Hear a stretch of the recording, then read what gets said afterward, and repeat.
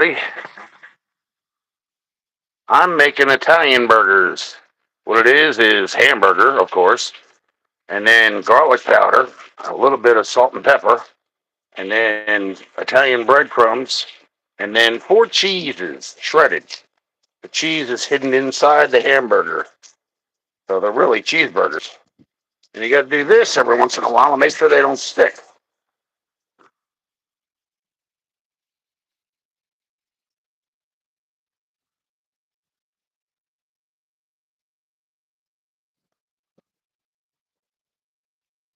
Okay.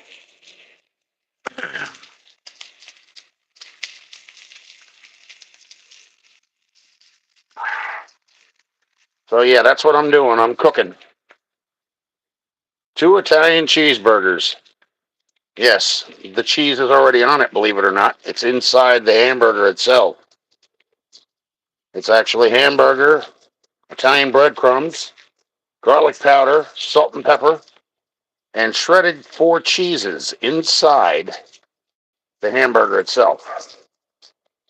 So when it cooks, it's going to come out oozing all over the place.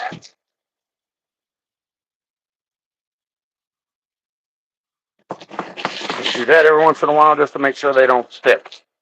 You shake the pan like you're cooking scrambled eggs or something. Now, if I wanted to get really crazy, I could put some onions in here.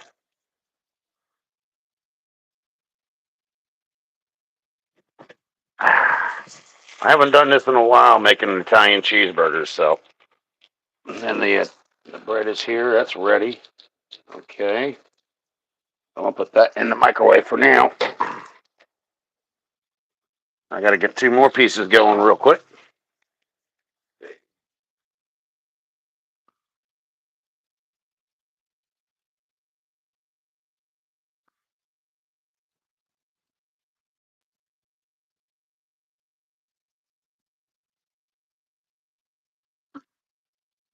Just gonna be a short one. It's not gonna be a long one. A lot of stuff to do. So, I used to work as an executive chef a long time ago for the hell was it? Either Marriott or Ramada Inn. I can't remember which one. One I was a pantry chef, and the other one I was an executive chef. I was in charge of the banquet hall. That was years ago.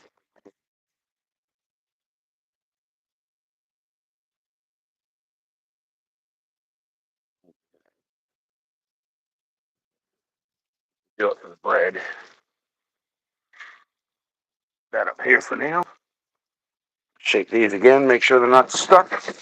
Once they stuck, they stick to it, then it gets messy. You want to make sure they don't stick to the pan. And you always have to heat up the pan first, otherwise it just gets messy.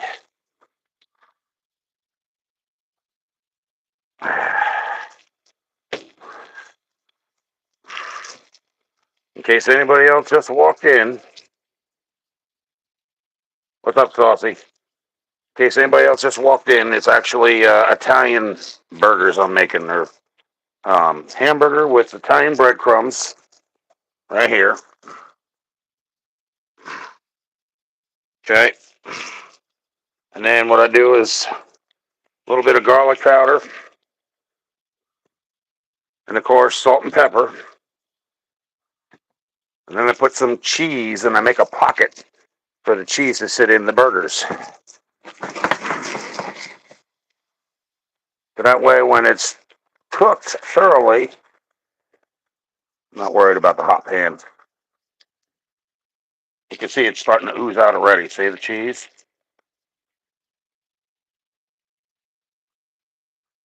So I'm just going to cook them for a little bit more and that'll be it.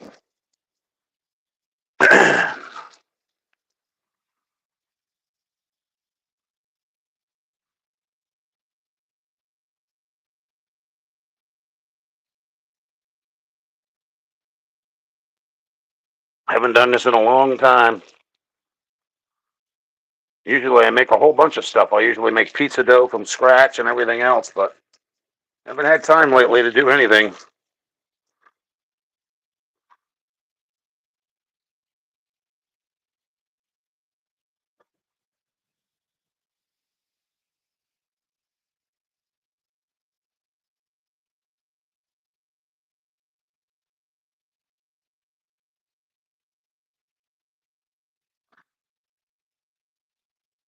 Yeah, I got to clean off this stove after I'm done too. Like grease splatters everywhere.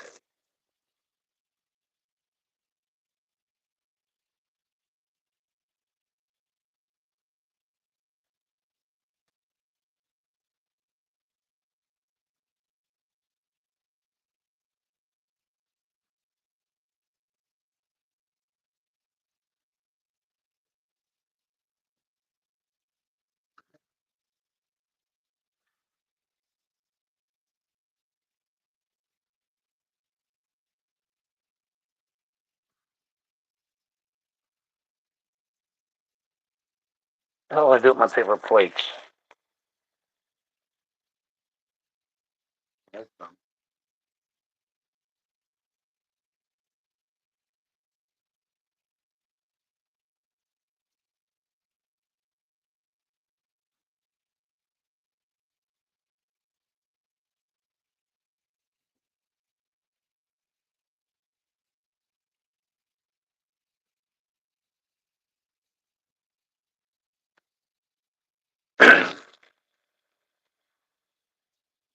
Okay, let's take the bread.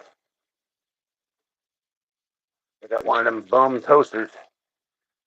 One side just keeps ejecting it, and the other side just keeps toasting one side, and that's it.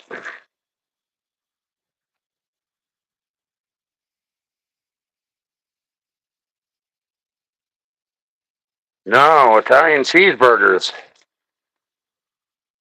hamburger, breadcrumbs, garlic powder, salt and pepper, and cheese nestled away inside.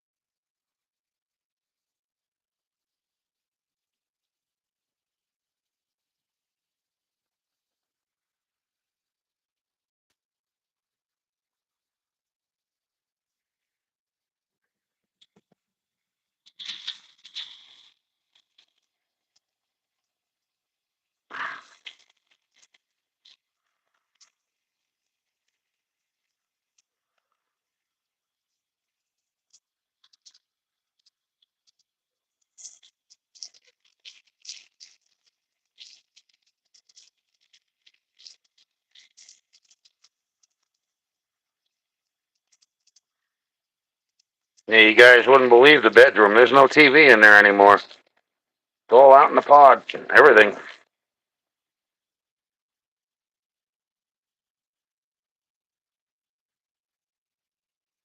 I think that's going to be it.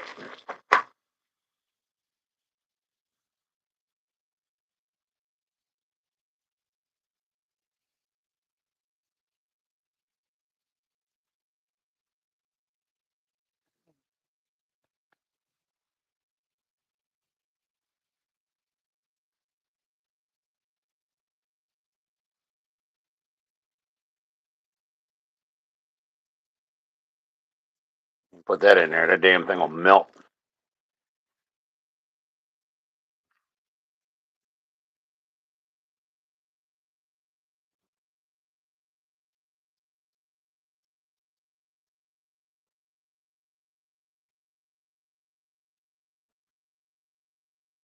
Smaller one on the smaller.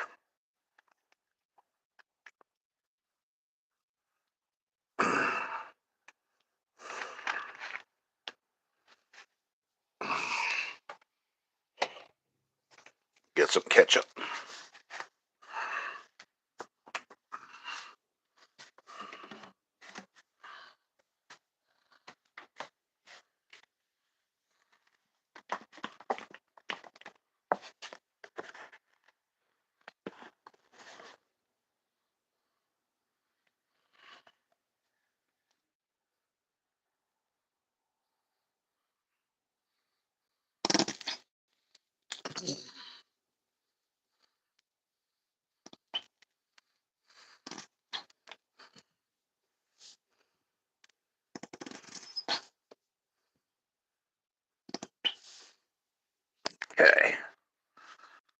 back in the fridge.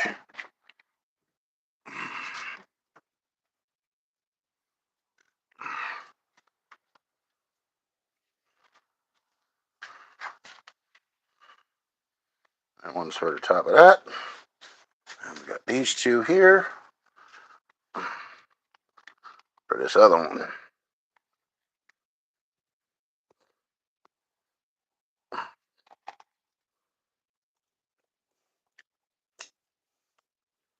Okay, extreme close-up of the toast.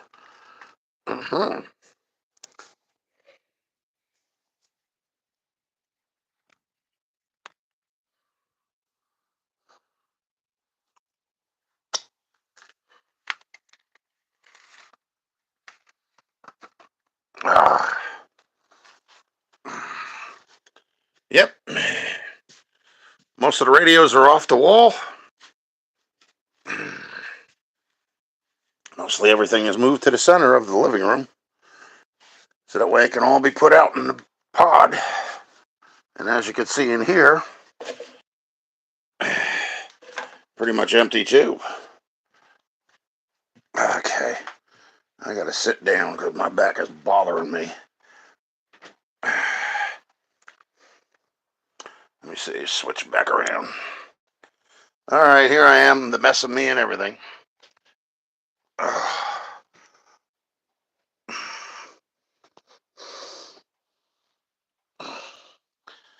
Yeah, that's the way I make my Italian cheeseburgers that way, but I also make I make pizza from scratch and cheesecake, and I actually use what is it? You know the stuff you put in pie, the pie filling and stuff like that? I'll put that in order to change the flavor of the cheesecake.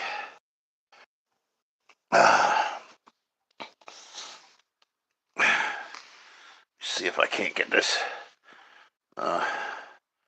Did I bring that out already? I don't even know. Nope, I did not. All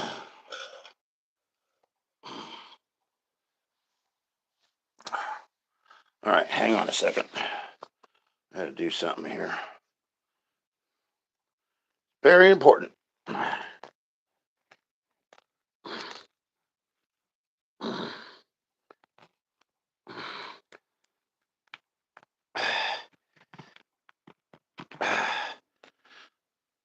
Me, I'm probably only going to be able to eat half of one of these because I actually make my burgers like over a pound. They are not small by any means. Okay.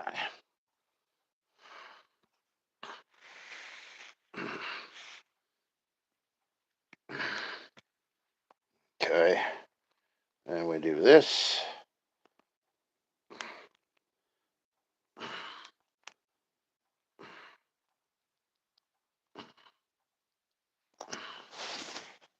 And there's the finished product, folks.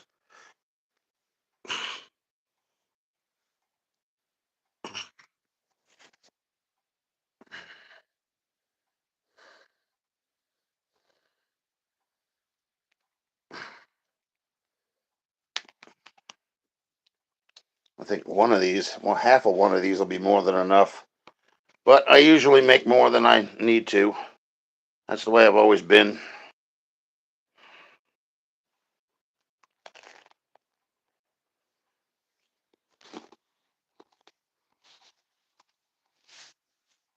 Hey, you can see the cheese oozing out of it. See it?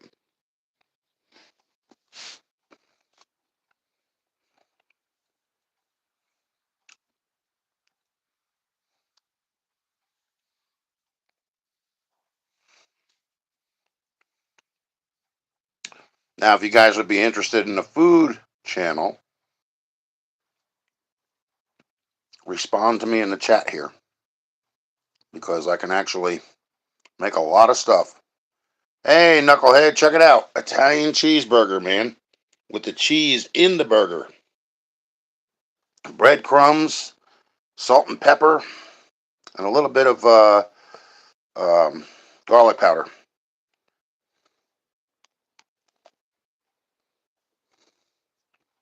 The only thing is I make them too damn big.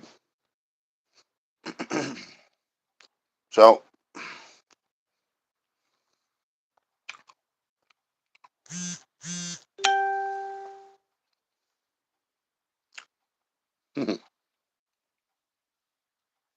Yeah, I used to work as an executive chef. I started out as one place as a pantry chef. The next place I was an executive chef in charge of the banquet hall, and then I was a caterer before that, short order cook, fry cook, and deli person. So in other words, I was a member of the Commercial Food Workers Union, Local 1245.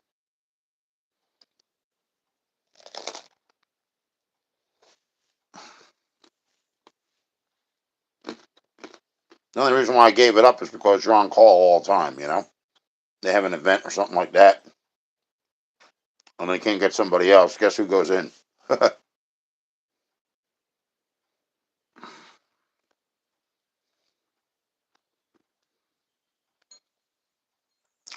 So I'm thinking, what do you think, Knucklehead? Should I do a food channel? Because I make a whole bunch of other stuff too. You know how you go to a bar and you buy those steaks and they come out of the back room and there's a big cloud of smoke coming out and it's sizzling? I know how to do that too. And then I know how to make homemade cheesecake, either plain New York style or fruit flavored. But I don't put the fruit on top of it. I mix it in it. My pizzas, I make my pizza dough from scratch. Flour, virgin olive oil, all that stuff. Okay. All right. I'm going to change one of my channels to doing just that then. You know, when I get up to my new place, you guys are going to see a lot more cooking because it's kind of like scarce out there, you know? Nobody around. Nice and quiet.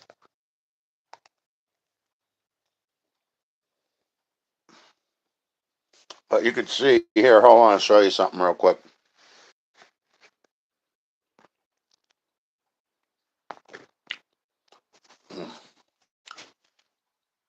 This is the size of my burgers. Look.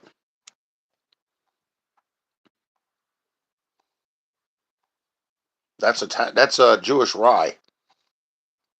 So, like big old meatballs, you know?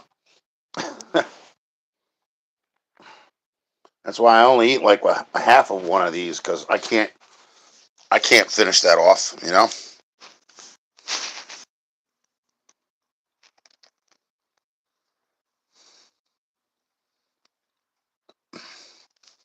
Mm. I will. I'll let you know. I'll leave it in your comments. The newest comment, newest video you posted anyway.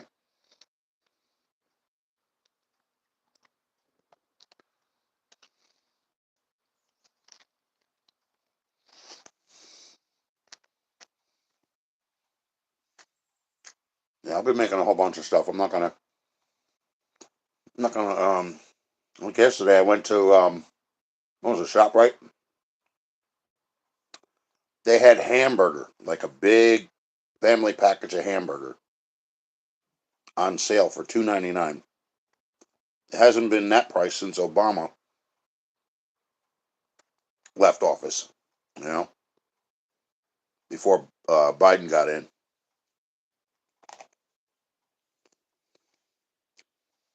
I'm gonna be doing a cooking channel,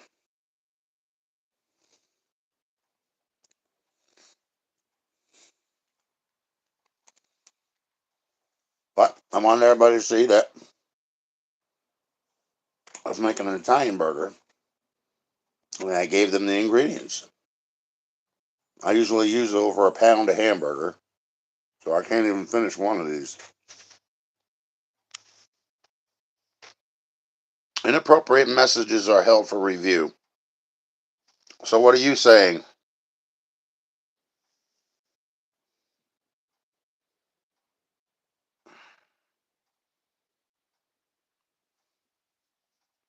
Because this is my car channel. The Italian burger is over a pound of hamburger. Italian breadcrumbs mixed in. You can't just like, dump it on top. It's got to be mixed in with the hamburger meat. And usually what I'll do is I'll actually cut onions up and put them on the side and get them to, like fried onions. And I'll do salt and pepper, the breadcrumbs, of course, a little garlic powder. And then what I'll do is I'll take 4 cheeses, shredded, and I'll make a pocket in the burger meat itself, stuff it in there, close it up, and cook until it actually oozes out of the burger. It's the best thing you could do, man. It's like really good.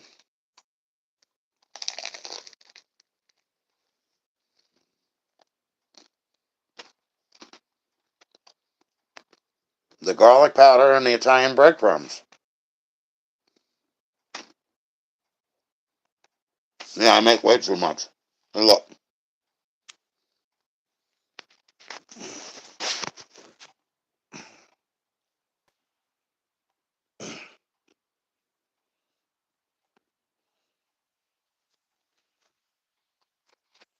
that's rye bread that it's on.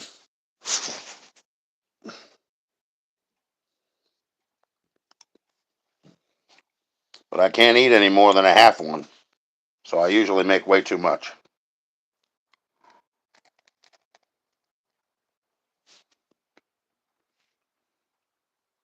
And the only reason why I didn't put it on camera when I mixed everything together was because of the fact I couldn't find my tripod. Yep, beef.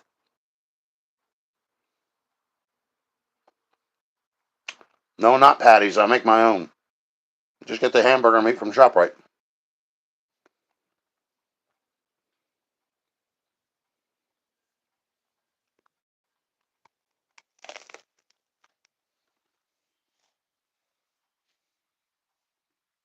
I mean, the ones that actually have the wives that are concerned of their husband's arteries or whatever, maybe they'll use like turkey burger.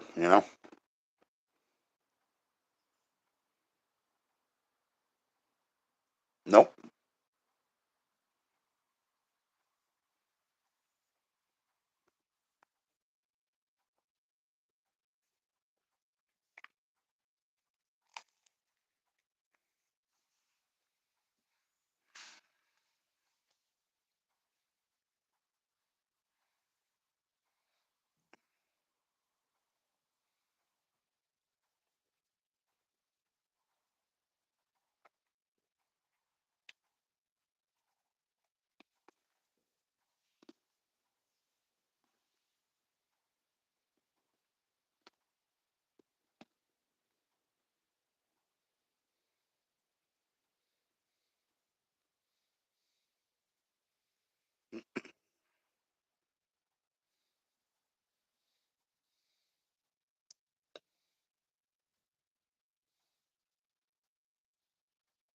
No, we still haven't figured out what the hell the problem is. My friend Tom is going to come back over.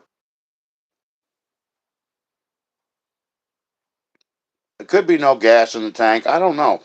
I put gas in the tank, so there shouldn't be. It shouldn't be empty. The car never even started.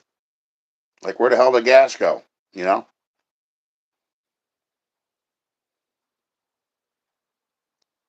Just cranking.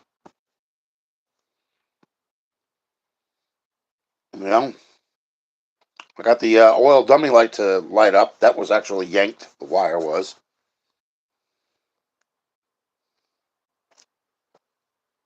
And I had the battery on charge, trickle charge. I don't know, man. I actually took the hose off from the fuel filter from the front of the carburetor. Excuse me. Took the rubber hose off before the filter, and it shot gas out of it. So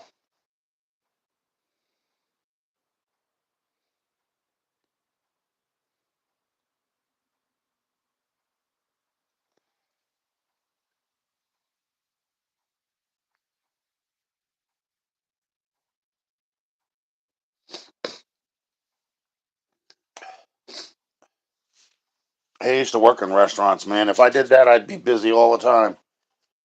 Trust me, I make my own pizzas from scratch.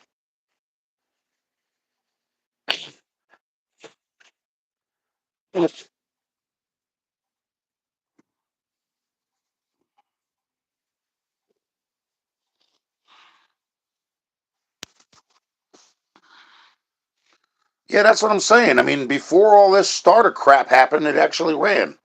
It didn't run well, but it ran.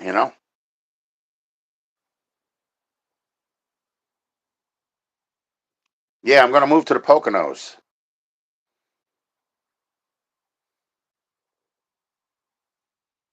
Yes, I do.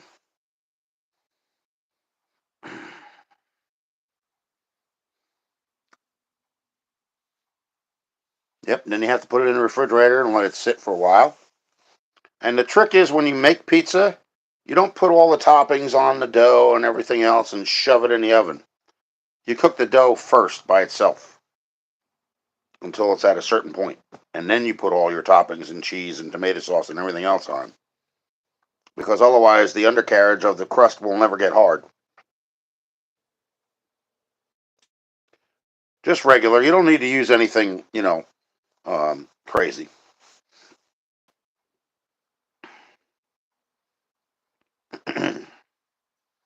The only thing you have to use is you have to have virgin olive oil. That's one of the main ingredients. I think I still have that out there underneath the cabinet. So maybe one time when I'm kind of cleared out of here, because I'm just about ready to move on out of here. I just got to get this application with this place so that I can buy it straight out. It's 29.9 for the place that I'm buying.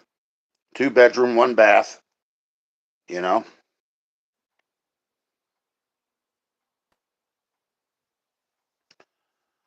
well, that's cool.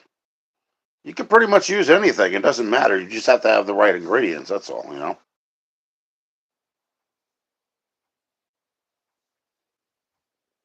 And then for the cheesecake, you use what is it, cream cheese, 4 pounds of that, and then you use what the hell is it? Is it sour cream?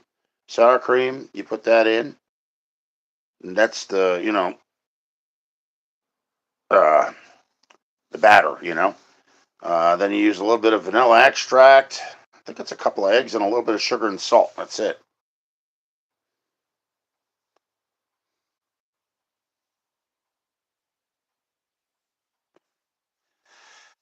Well, the place that I should be getting. I mean, I'm already on the application. They just gotta research the background or whatever.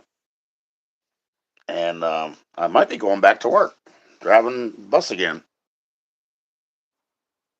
This time I won't have to worry about that much because the place will be paid for. I won't have to be paying no you know monthly rental fee or anything like that. Once it's paid off, that's it. That was the biggest problem with this house. When you have a variable mortgage, the mortgage interest rate can go well above what you make as far as an income goes. I drive special school needs children. Yes, that's what I've done. A lot of things in my life. Like I said, I used to be a chef. When I was younger, I worked in a couple of car garages. Um, no, I did not get kicked out of them because I don't know what I'm doing.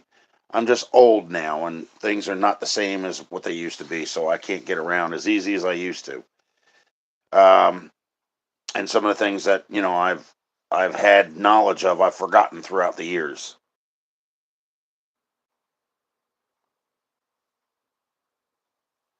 Oh, thank you. Yeah, I also worked as a PCA taking care of the elderly in their home. I did that for 15 years. Um, let's see. PCA is a patient care associate. Take care of the elderly. What else did I do? Worked for pool services.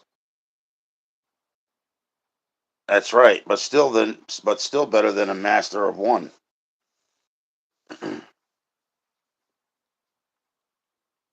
Pool services I worked for. We installed pools, we closed pools, we opened pools, we serviced pools.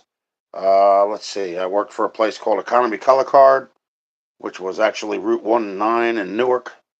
I lived in Elizabeth at the time on Loudon Street. Let's see, what the hell else did I do? Oh, then I worked for Acme Markets on Rahway Ave for a while there. And finally, I think I got tired of the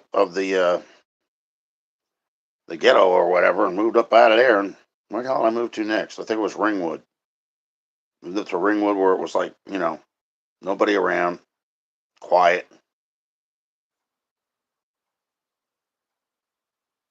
In the late 60s.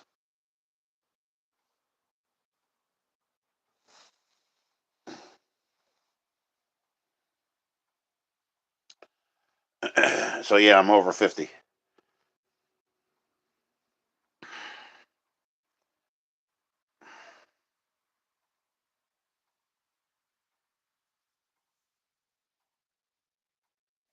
No, my thing was more or less hand-on experience, Brian. That's the way I did things, Like when I worked as a, oh hell yeah, yeah. I mean, it's just like everything is totally messed up now. Um, things were, I mean, you got to look at it this way. I mean, back in this, not in the 70s, is like I would have been a baby. In like 1970, I was probably not even able to talk. But in the late 70s, early 80s, um, I think I was like 12 or 13 or something like that. That's when MTV came on the TV. That was its first thing, and I was there to see that. I was also one of the Generation X kids that did not have remotes to turn on our TV. We didn't have cell phones, and 9 times out of 10, we didn't even wear helmets when we rode our bicycles. Normally, they're like, what the hell I call it? A lot of the kids had Schwinn Stingrays, and a lot of them had the one with the shifter on the frame. So every time they got off, they got it in the you know what.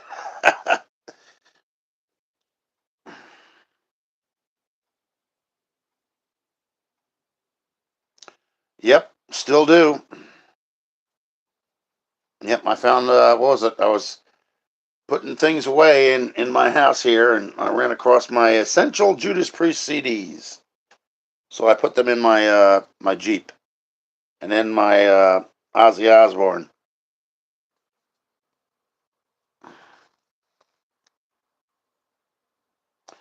Yeah, but you know what? This is what we did back in the day. You know those things when you're a little kid and it's like a merry-go-round, and somebody has to push the damn thing in order to get it going.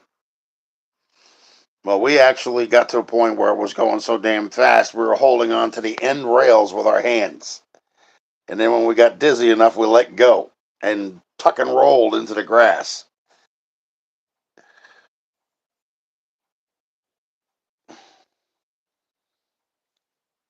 Yep. I also listened to Metallica, the old one. A lot of people didn't even know it was actually 1984. It was Ride the Lightning because they sounded so much like they sound now. A lot of people didn't realize that that was actually 1984.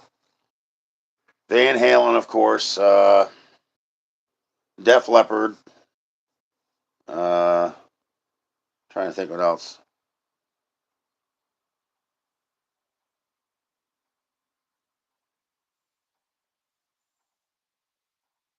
Well, they had bigger portions. You see how I cook here, like how big my burgers are and stuff. That's how big they were back then. You always ate a lot more. You had a lot more money. Yep, Motley Crue. That's another one. Yep. And then I don't even have. Look, even my everything's gone. There's no carpet there anymore. There's only a clock. That's it. It's the only thing that's left on the wall. The cassettes are gone. The pictures of Journey is gone. The big carpet's gone.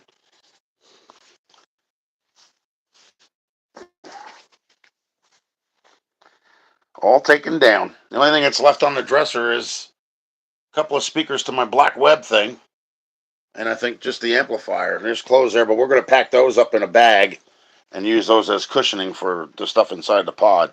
So that way it doesn't go rolling all over the damn place in case the guy drives like a maniac.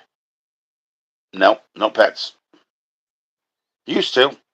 Used to have 3 rabbits, 5 cats, and 1 dog, and 2 lizards.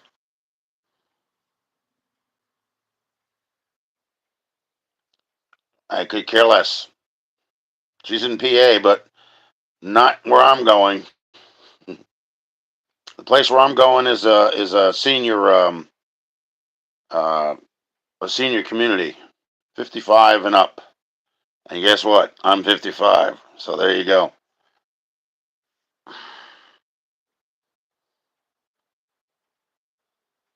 Yeah, she used to keep them as pets, but she made a mistake one time and put them outside, and the next day they were frozen. Like, you can't do that kind of stuff with those rabbits, you know? So I never bought pets again. Can't take care of them properly, you don't have to have them, you know?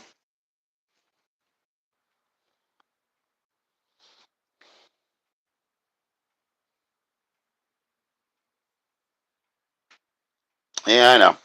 Rabbit stew.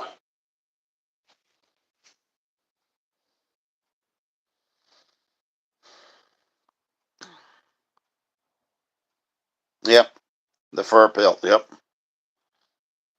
you're exactly right.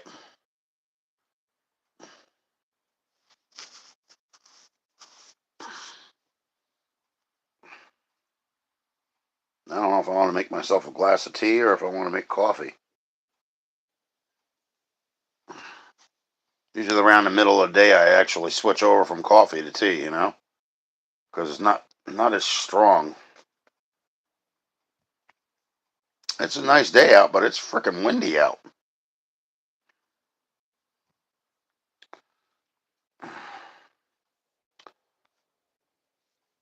Yeah, so the other channel is going to be mainly about food. Nope, me, myself, and I, Brian.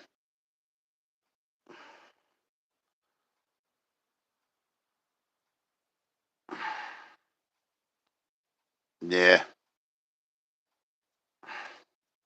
No, I like the fact that I don't have to worry about somebody trying to take of half of everything that I've earned. You know what I mean? I don't need to sleep with somebody in order to have my life destroyed. I've already done that.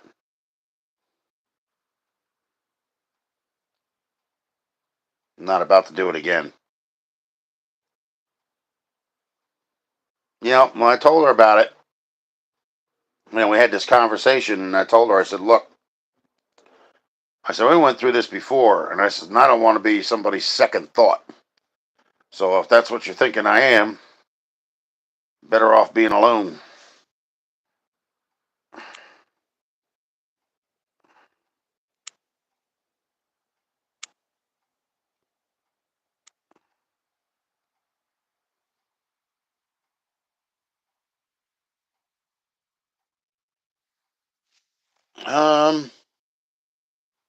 I don't know. The last one did. Screwed up my credit. Screwed up the mortgage by switching it from a fixed to a variable, and just became a mess. And they were supposed to allow her to refi it, and they were full of crap. They didn't have the ability to allow her to refi it. So the mortgage company or whatever the hell they called themselves, I call them a middleman because they're not responsible for anything, you know.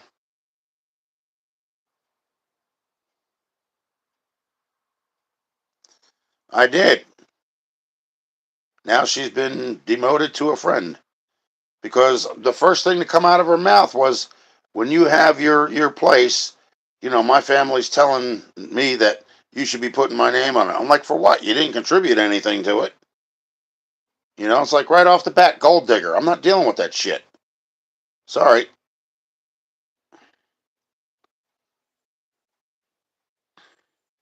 A night of passion ain't worth the rest of my life in hell. So,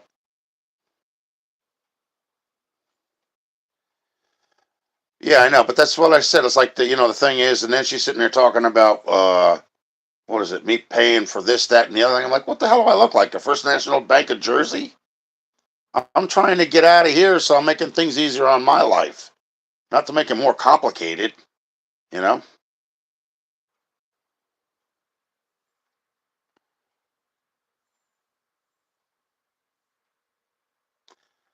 Yeah, but the problem is that she thought that I was actually a second thought. So if I'm a second thought, you can go with your first thought. I don't have time for that. I'm not going through that mess all over again. A person that's actually not making me a part of their life, but expects me to make them a part of my life. No. That works both ways. It's not a one way street.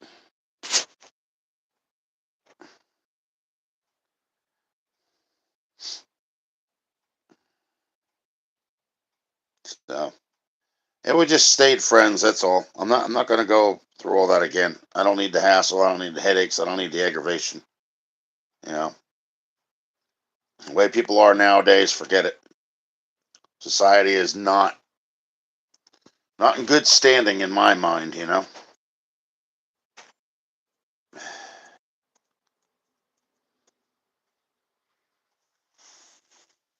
Like some of the things that these people do nowadays, nobody would even think of in my time, you know.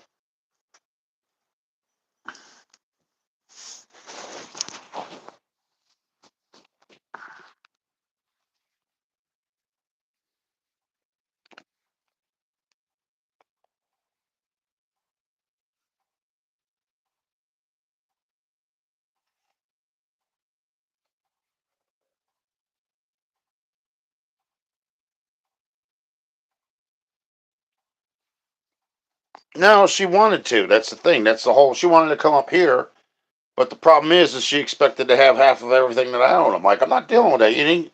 What did you contribute? What do you bring to the table? You know what I'm saying? I'm buying the place by myself with my cash. You know. What are you contributing to the factor? Anything or no? Or are you just going to sit there and act like you're owed this and that and the other thing because you sleep with somebody one night? Come on, really?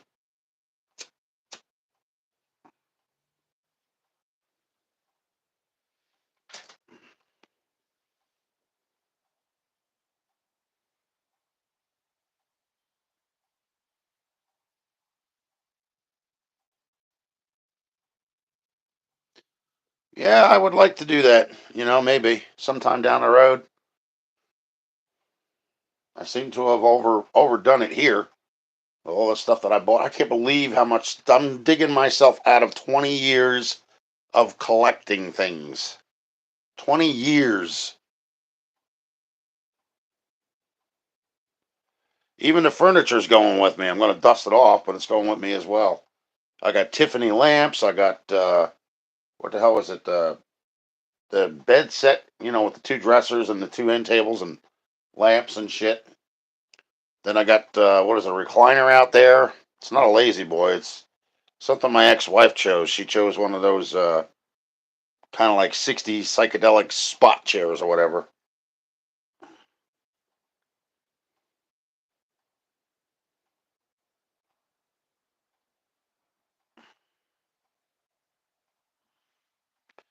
Yeah, well, you know, with that train of thought, she can actually carry on a little merry way. My days of sharing and the person on the other side not caring are long over.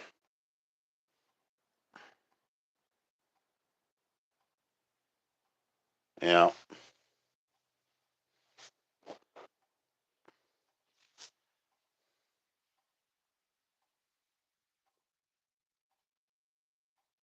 Hmm.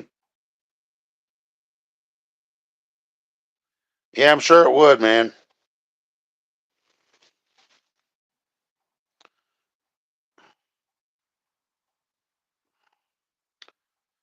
Well, I'm giving somebody a little what do I call it? Video to poke fun at me about. I know that that's what's going on. I've got like 17 people in here and only 5 likes. So,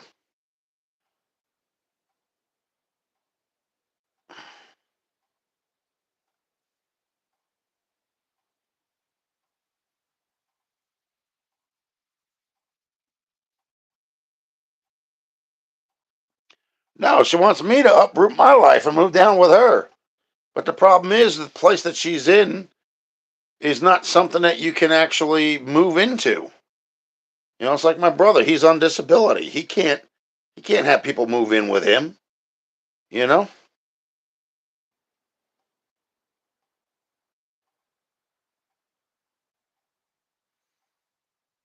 Well, if you subscribe to me, Euros, I'll send you a message in one of your like shorts or something like that. One of the newer ones. Oh, you found it. You found the other channel. Was it one with 33 subscribers? Because I have 4 channels.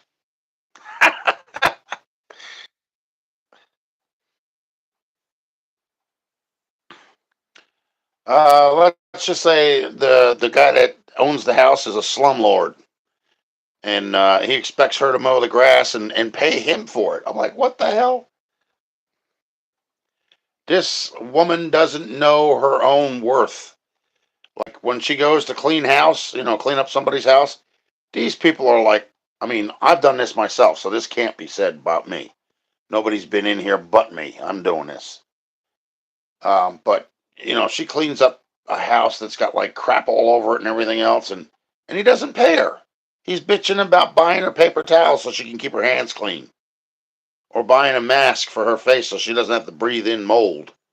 Because he's got the ceiling that's over the bathroom on the second floor falling down.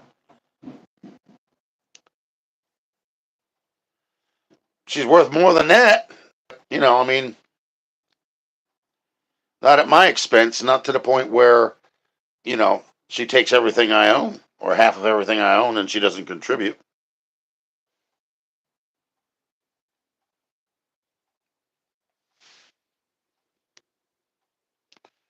Too many women say they don't need men anyway. They'd rather be in the woods with the bear. So let them go have fun with a bear and find out how quick they get mauled to death.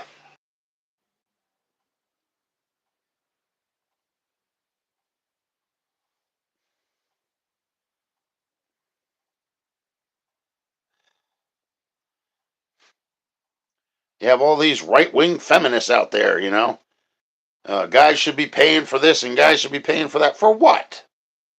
What do we look like? The First National Bank of the state we live in?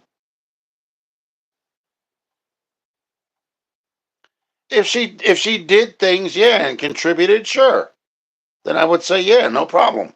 But you're not going to come out of nowhere. I haven't even met you in person, face to face, on your property, okay, and tell me that your relatives say that you should be put on the mortgage, or not the mortgage, the ownership of the house for which you didn't pay a dime for. That doesn't make any damn sense.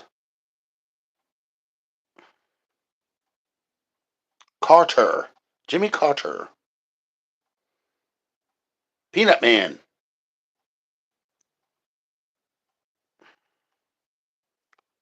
No, actually, what it is shallow, conceited, emasculating, narcissistic women. That's what it is.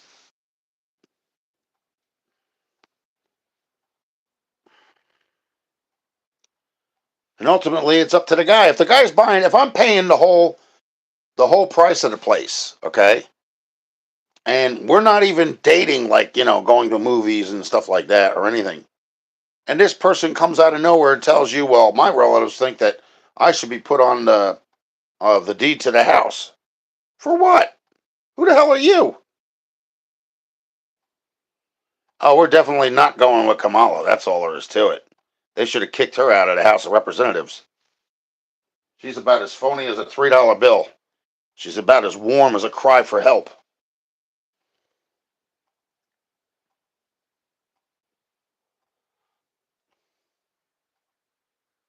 What did I just tell you?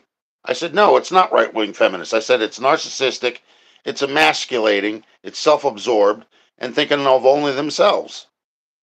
Those kind of women don't need to be looking for men. Let them go and find themselves by themselves. Because nobody wants to put up with that. You want to start an argument with somebody? Go start something with one of your damn employees. You know, your significant other is not somebody for you to talk down to, you know?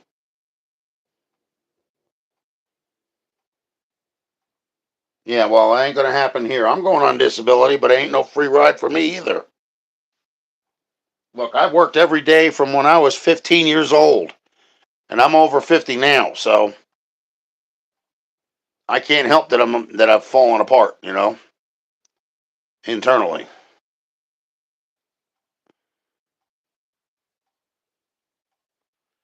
And that's the thing. I'm not looking for a mooch. I'm not looking for somebody to sponge off of me. You know, I'm not looking for somebody to drain my bank account until there's nothing left. I've already been through that. I've been through that with this house. Well, been through that with the person I was married to. That person tried to destroy me.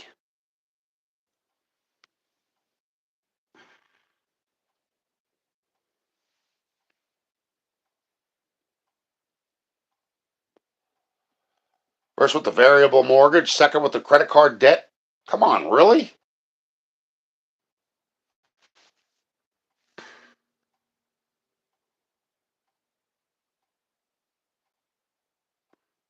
No, I'm not going there either.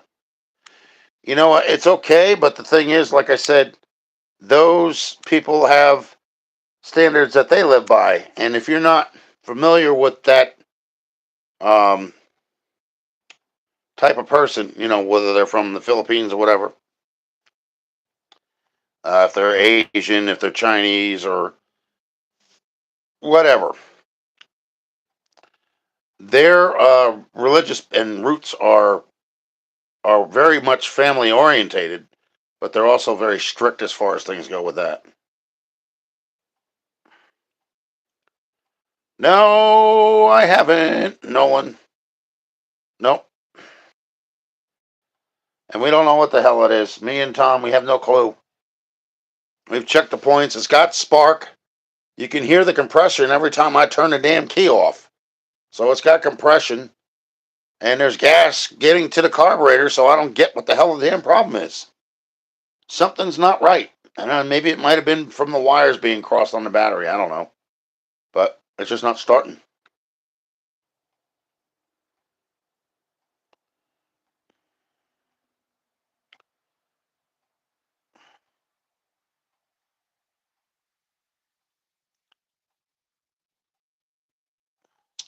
Nolan, I thought you were a bouncer in here. What'd you do? Unsubscribe from that?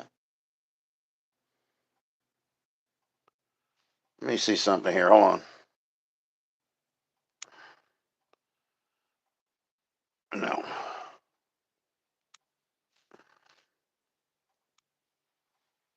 Now let's see if you say something else, Nolan.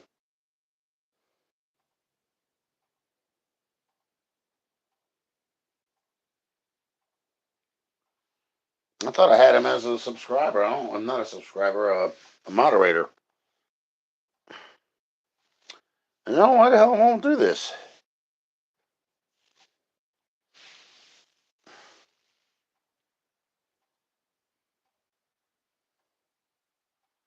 Oh no, I got pension. I got pension, but I got to activate it and everything too. What's up, Davenport?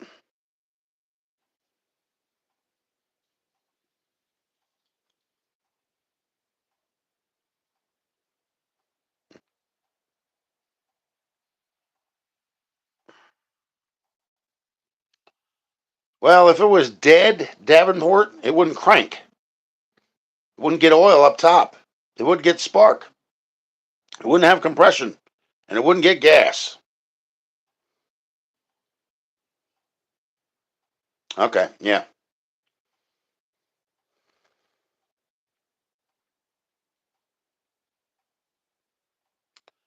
Not right off the bat, no, because what it does, I have a see when I first started out in the school systems, they didn't have a contributory pension. So what they did was they gave the employees, you know, like if you were a custodian, grounds, bus driver, stuff like that, they'd give you a teacher's pension. Okay, so that's what I have. I have that pension. And then when I went back to the same school the second time, I had a contributory pension. So I have both. I know it needs to be rebuilt, but the thing is, like I said, it should still start up. You know what I mean? Even if it doesn't run a long time, it should still start. It's got all the makings of what it needs, you know? Gas, fire, and air, you know? And compression.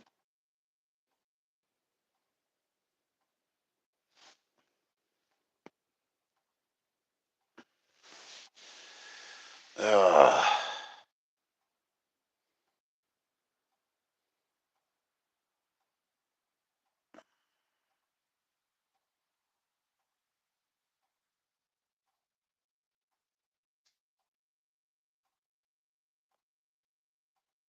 yeah, well, you're dealing with something that's 65 years of age, and it actually has a lot of the original parts still on it. Nothing has been changed over. Hell, even the gas tank is the original. So is the radiator and the generator and the starter's replaced, but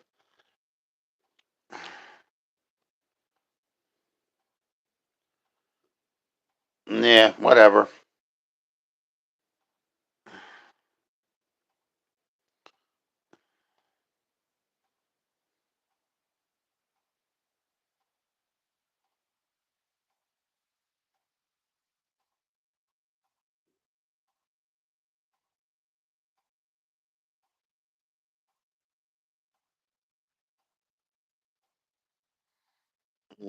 Well, I don't know that because see, the last time before all this shit with the starter happened, it ran.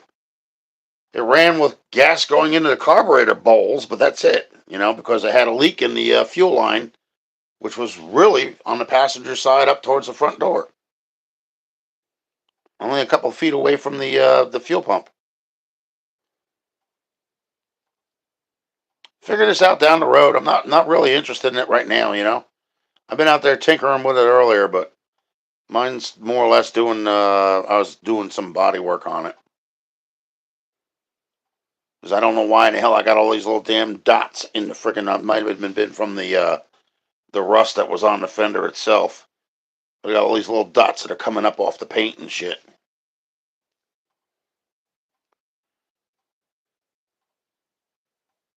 Yeah, I know that.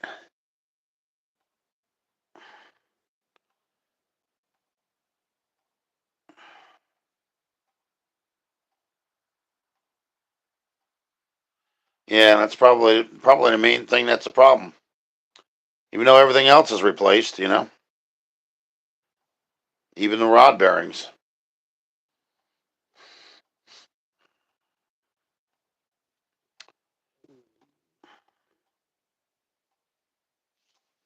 And I checked the oil, that little driplet or whatever the hell it was coming out from inside the block. That might have been the water jackets, you know, the little channels that the antifreeze rides through. It may not have been seated all the way. The gaskets.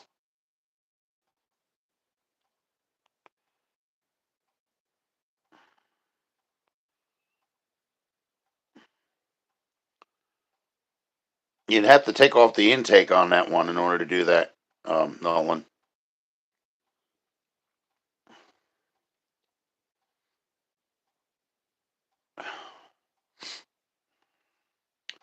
I mean, the push rods go up and down on all of them. So when it gets to the highest point of the cam, the push rod doesn't turn. When it comes back down, that's when it turns.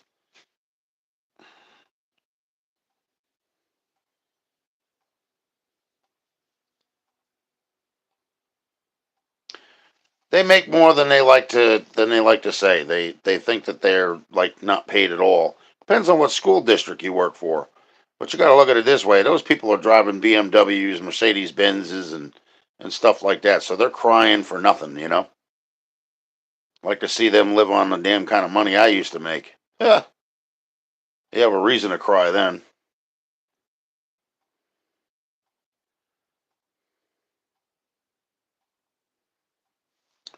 Well, I can do that while you guys are here with me. The valve covers are already loose, Nolan. course, you're not going to really be able to see much with that, me trying to start it from inside the car.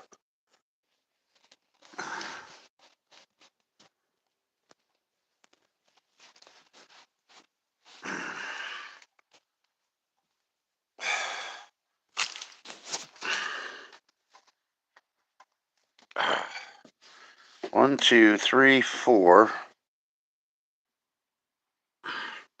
That's a radio.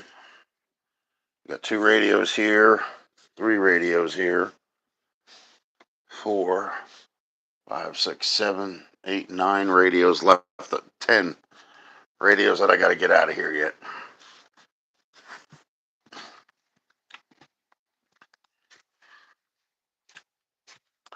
Then I got to take all my pictures and posters and shove them in the pod.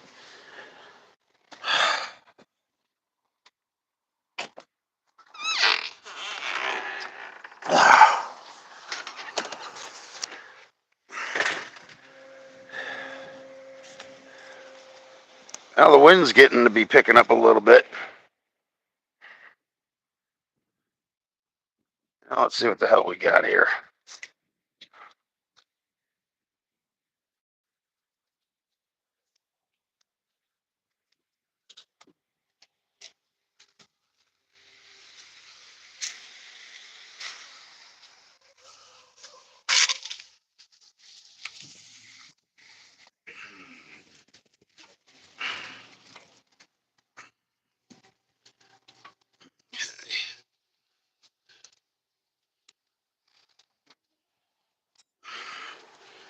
I got to get the leaves that are blown in here out of here before they wind up going in the damn.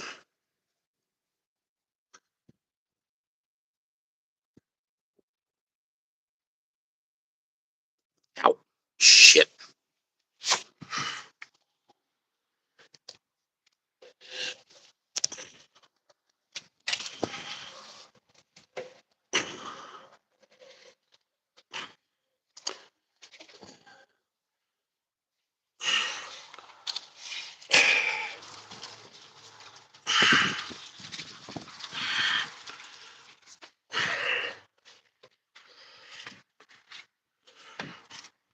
Yeah, I don't even have them on. No one say, look.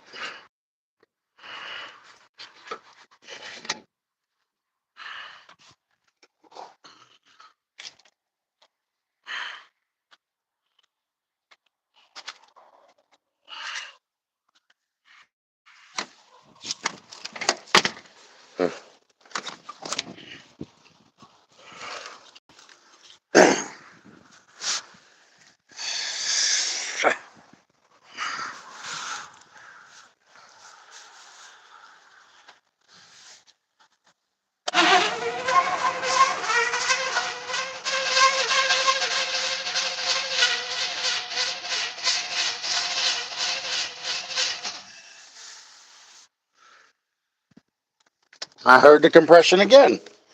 Every time I stop cranking it, it does that.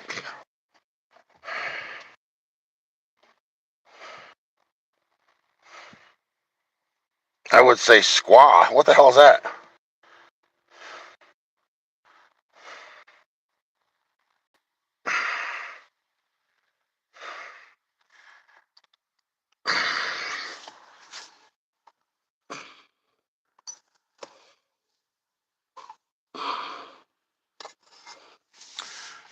Yeah, Maurice Minor.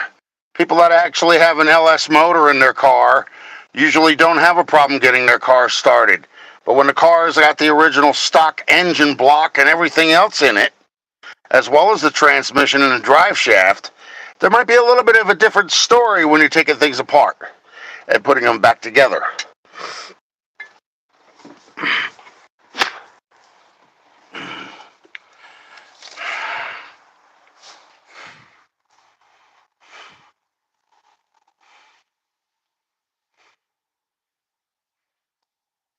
That's what I'm saying, Nolan.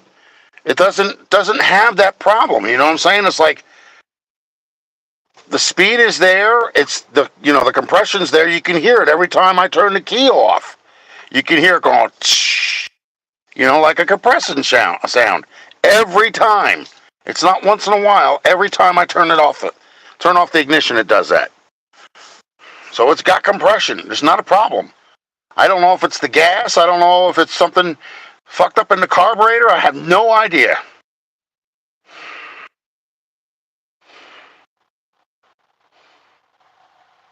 Timing was dead on when before the starter gave out.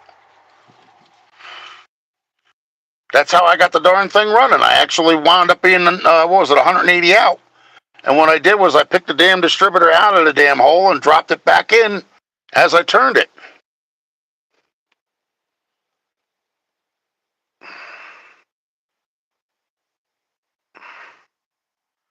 Yeah, I got to go get gas. I was on my way to go and get gas. The gas can's in the back of the Jeep, but can't do that now. Not we're doing it live.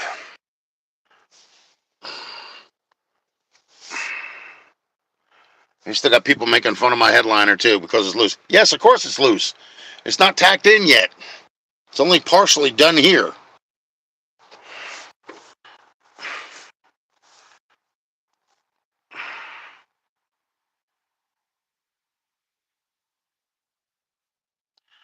Talk to Nolan.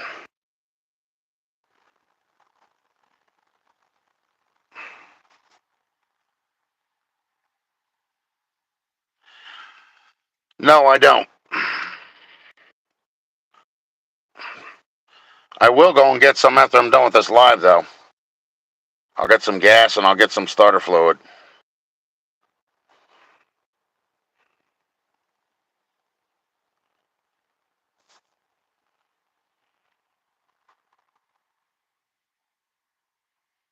You don't want to dump that crap down there because that'll be a problem then. He's Wild Rose. CD Davenport.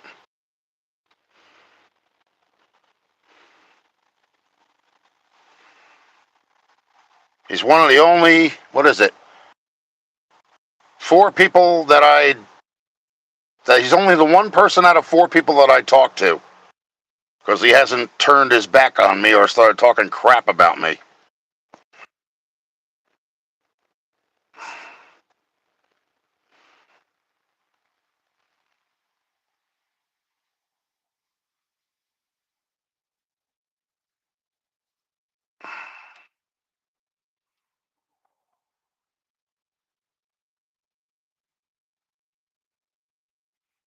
Now you see where I get my information from, CD Davenport? And all the other haters that don't like me. I get actually very well informed information.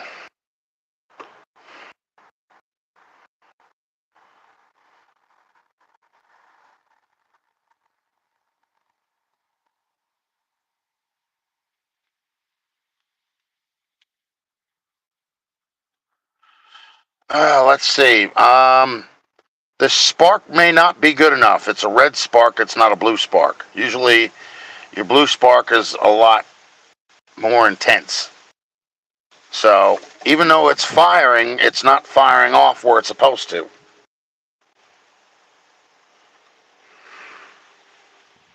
And after the guy put in the starter, I put back in the original ignition.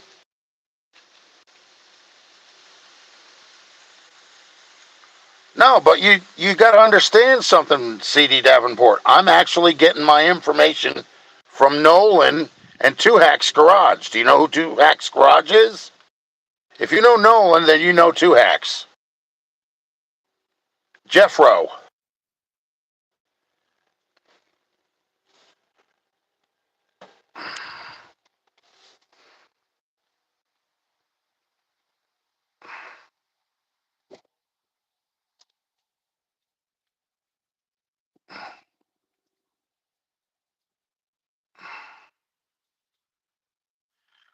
That's fine. Like I said, I'm going to tell you this one time and one time only. Because I'm tired of repeating this every time I get on here. I am not a mechanic. I'm mechanically inclined. Okay? What I did to this engine, most people wouldn't have attempted to do. Okay? I did the time and chain set of gears. It's a double roller and gears, okay? I did rod bearings. I did two pistons. two sets of rings, number 2 and number 3, because they were the only ones that were shattered, separated from the apron, and held in as they were shattered in 4 different places, but they were held in by the rings. Okay? Then I did head gaskets. Then I did, what the hell was the other thing? Intake manifold gaskets. Then I replaced a couple of push rods. I replaced a couple of rocker arms. I removed a ton of sludge from the intake valley, including the lifters, the push rods, the rocker arms. I made sure there was no sludge blocking up, the little pinhole that the oil comes through. I also rebuilt the carburetor. I removed sludge from the valve springs, okay, and from the actual heads itself where the valve springs were, because that was all cluttered and caked up with everything.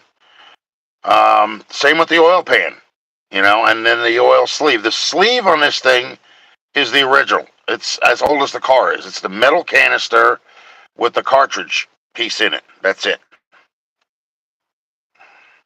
And if I didn't know exactly, well, not exactly, but if I didn't know something about working on cars, this thing wouldn't even crank. It wouldn't have compression. It wouldn't have spark. And it wouldn't be getting gas up to the carburetor. So, what the hell did I do wrong? And plus, when I turn it off from cranking it, you can hear the compression. That's what's driving me batty, is because I can't figure it the hell out.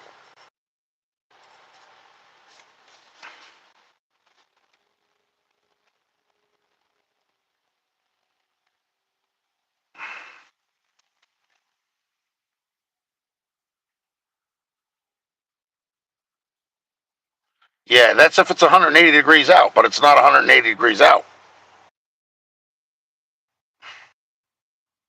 That's what we ran across the last time, Nolan, remember? That's when I took the distributor out and dropped it back down after I turned it one time. And then it fired right up. There are videos on my channel, folks, of this car running. There's even one where I'm driving it. More than once. Not for a very long time, but I am driving it nonetheless.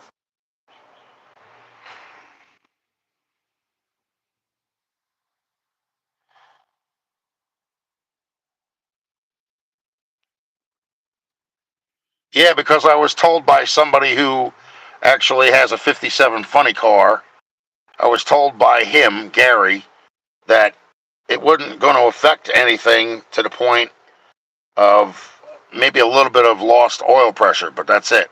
It's not a high compression engine, so I really shouldn't have to worry about it too much. And that's from somebody that's retired from running funny cars. But then you had so much information that was given to me by people that just had no clue. They thought they were helping, but they were actually creating more havoc.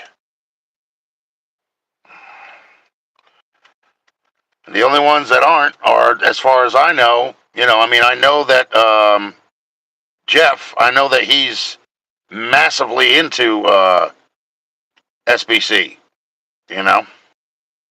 That's pretty much what he works on 90% of the time. And then we know Nolan knows his thing because he's showing me from with the engine on the engine stand. But my thing is, I had an engine hoist. I don't have an engine stand. So I was never able to put this on a stand and rebuild it the proper way.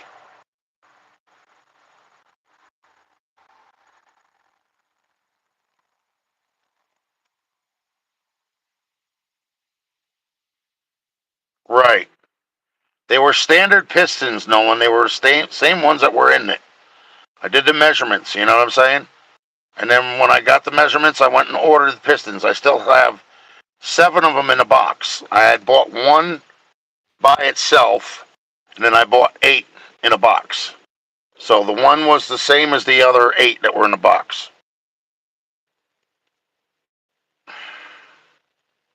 So if I wanted to get really down on the brass tacks with it all, I could literally take this thing apart and redo all of them. Because the rod bearings are brand new. I don't have to worry about that. All the connecting rods inside this car are the originals. They're not replaced. None of them are longer than the other, none of that stuff. All the push rods are exactly identical size. They are no different. All the rocker arms, same thing.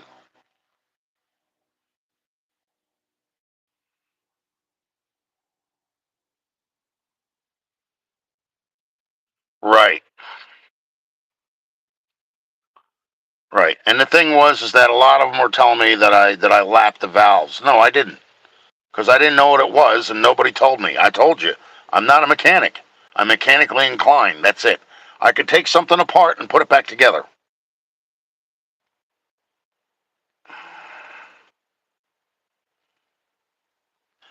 And a lot of people have a problem with that. They don't know how to deal with it. Everything that I've learned about this car throughout the time is only from decent experienced people that actually know what they're talking about. Not people who pretend like they know what they're talking about that are talking out of their ass. That ain't helpful, you know?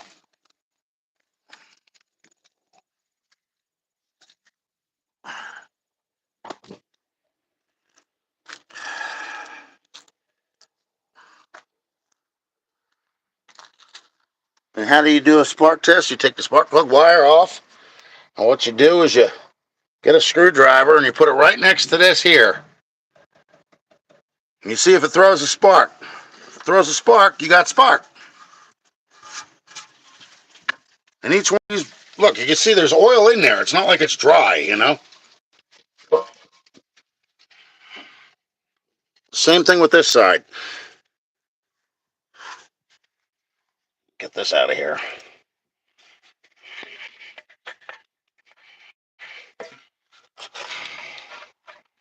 Okay. Now this side's a little bit drier.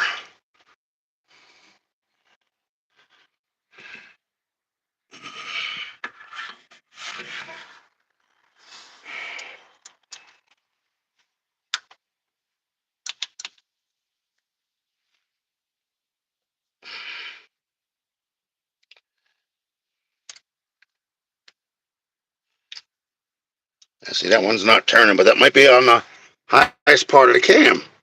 This one here. It's not turning, even though it looks like it's closed. That might be where it's coming up on its, these are loose. Spinning.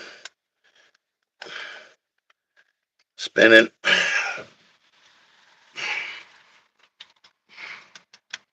Well, that's got a lot of play in it. Ah.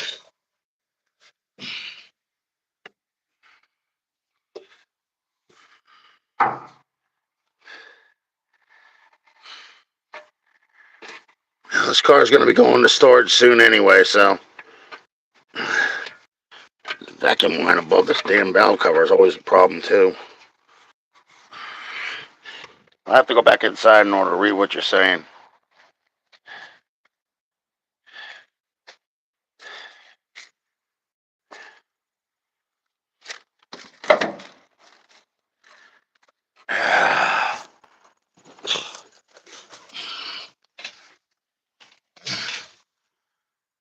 Okay.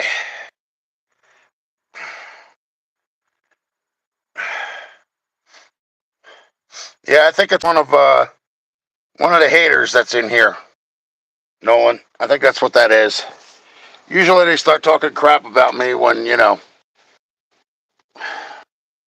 don't think they know who you are, though. That's the thing.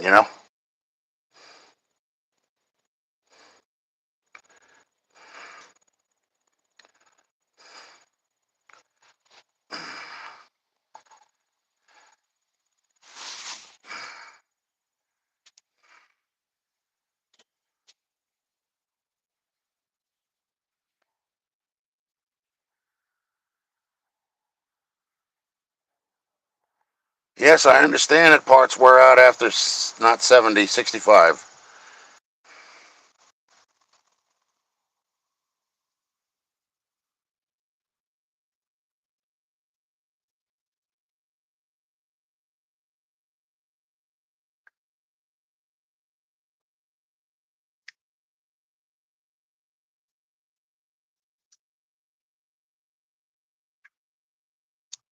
Yep. Yeah, you get those in here too, Tim, you know?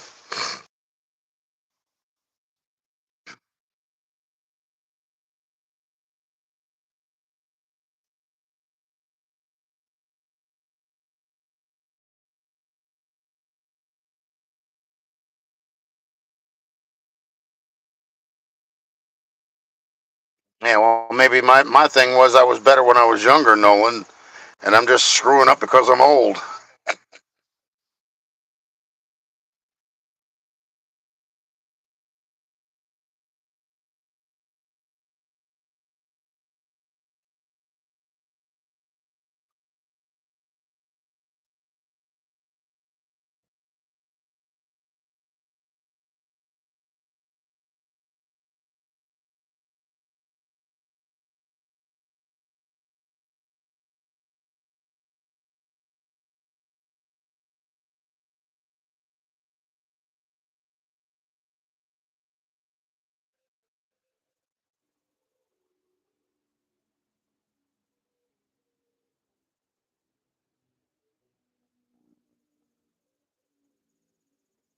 Uh-oh.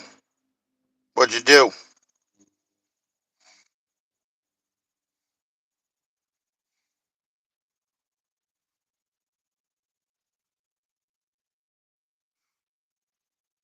Yeah, I was going to get off here anyway. I got to do some things anyhow. I can't sit on here for hours on end, you know? Plus, you get a lot of haters in here that come in and just like to talk crap. That's all.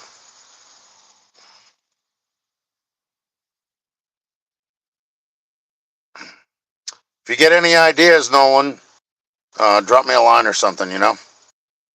Let me know. Because, like I said, I just, the other side is kind of dry. Why would one side actually have oil and the other side not have, like, almost nothing?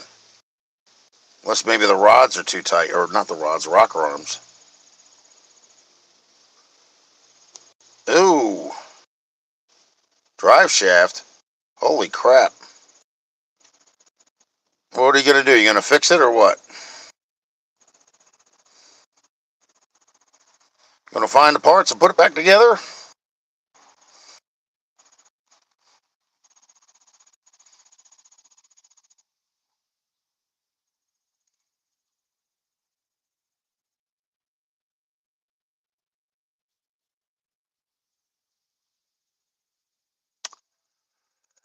Yeah, that's about it.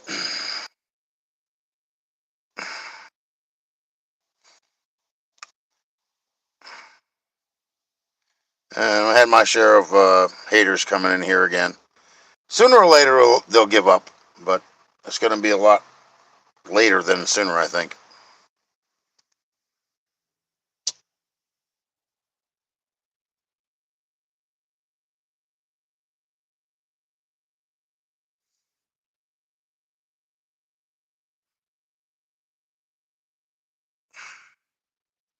Okay.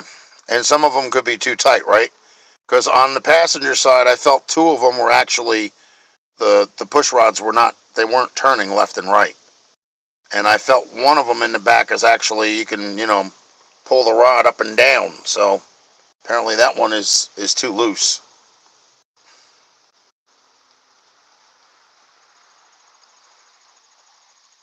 But it's like you have to go through these twice, don't you, in order to do a valve adjustment? Because you have to go back around and put the load on them, right? It's usually like 3/4 of a turn.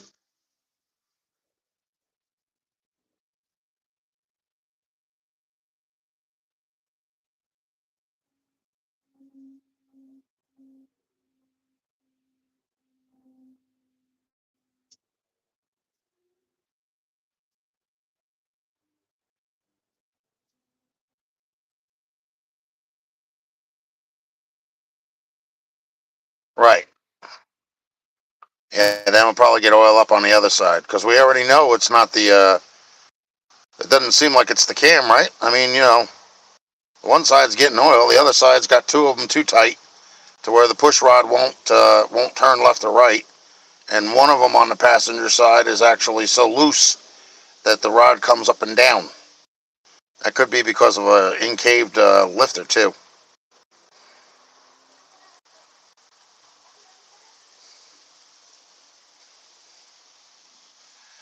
CD Davenport, what we're trying to do is we're trying to get all channels before I actually go and rebuild again. You know what I'm saying? There are some things that can be done that haven't been done that may make this thing run. It has the compression, it has gas, it has spark, it's got air. Okay? The problem is, like I said, the passenger side has a couple of push rods that are not turning. And you can't have two of them on the highest part of the cam that are like, one, and then you have two, three, and then a fourth one, and that one's too tight. So something's not right with the adjustment, so it's got to be redone again. At least to eliminate that theory, Yep, 3/4 of a turn.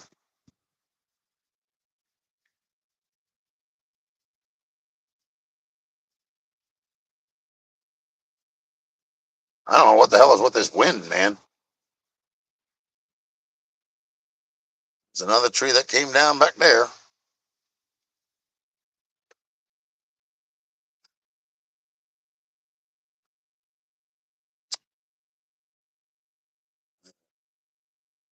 Well, 3 minutes, folks, and I'm signing off. So if you got something to say it now.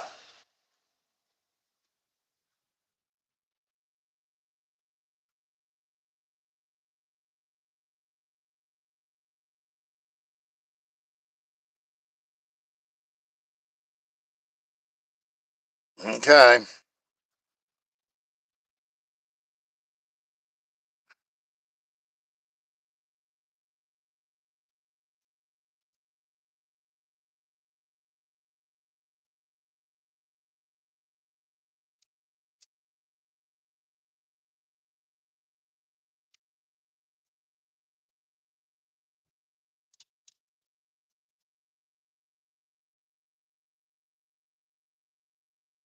There's a lot of deleted messages, I'll tell you.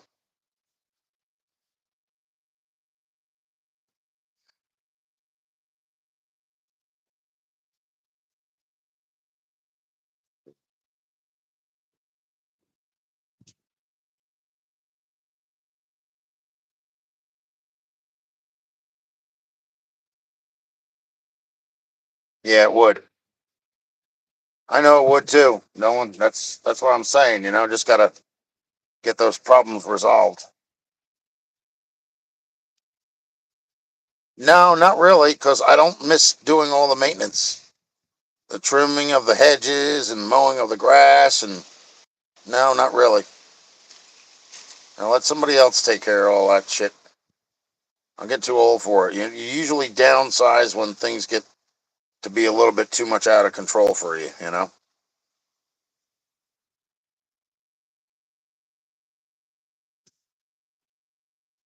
I know I'm going to hear something about it later, so I'm just going to say this. It's got nothing to do with my weight because there's a certain somebody that likes to bust my chops about my weight, and he's the same weight that I am. And he's a hater. Ah, I think some people just go around looking to hate people.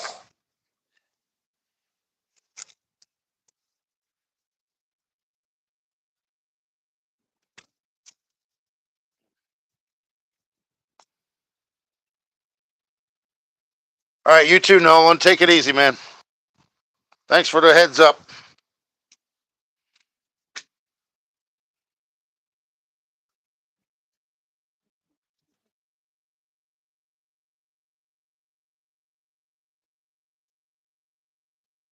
Mm, yep.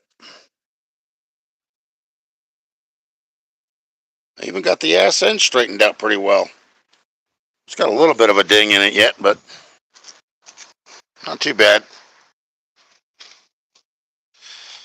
See, you're one of the followers, aren't you, Maurice? You're Austin's follower, aren't you? Either that or you follow, what's his name? Brian.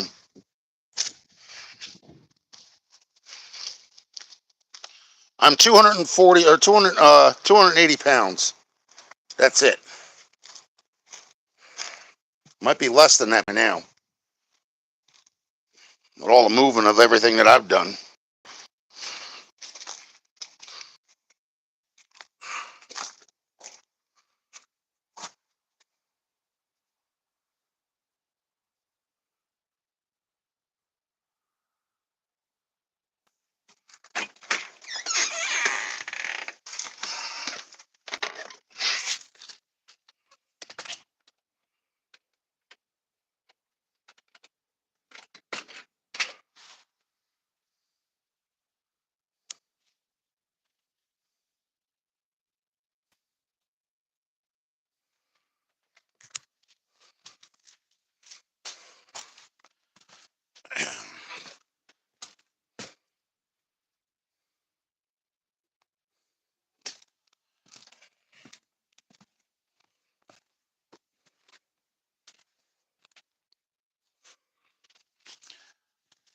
For some reason, CD Davenport, I think you like to get on my nerves. I don't know why. I don't know what your problem is. You heard Nolan. You know who he is. Why would he lie to me?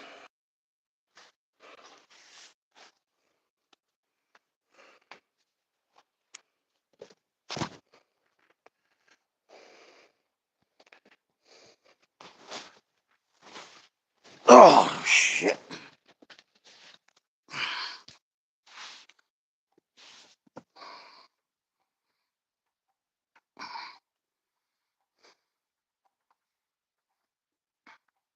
Nothing happened.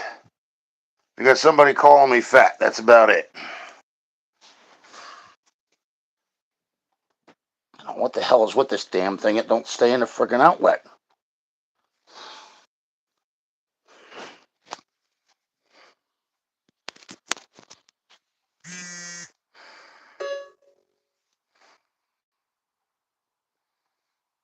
Just DVDs. I don't bother with cable. Cable wants they tell you they're going to charge you one thing a month and they wind up charging you 10 times the amount. They're crooks.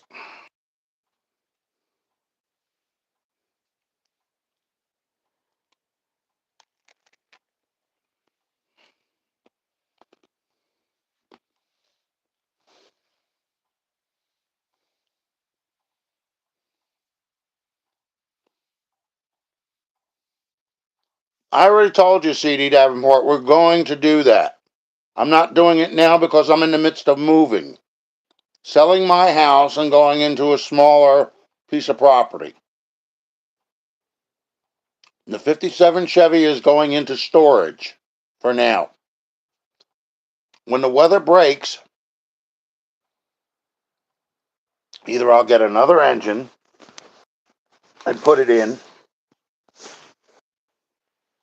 that'll work with the transmission I have in there now, or I'll rebuild the one that's in it. But it doesn't matter how many times you say it, CD Davenport, it's not going to happen until then. So if there's something that's still not right with it right now, I'd like to see if there's something that can be done to remedy it. Two of the actual push rods on the passenger side are not turning left and right. Okay? That means they're too tight. Two of them cannot be on the highest part of the cam. And then there's a third one on the passenger side that's so loose, I can pull the push rod up and down. So what does that tell you? Oh,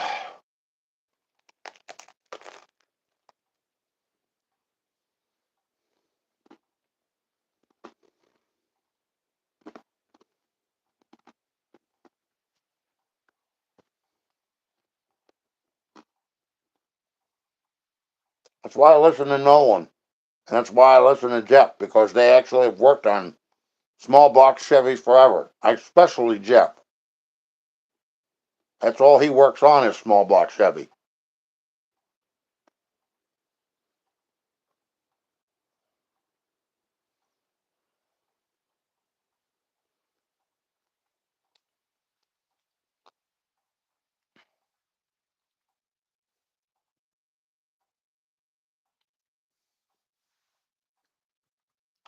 Telling me the truth is fine. I can accept that. But it's not going to make it happen any sooner given the circumstances that I'm dealing with right now.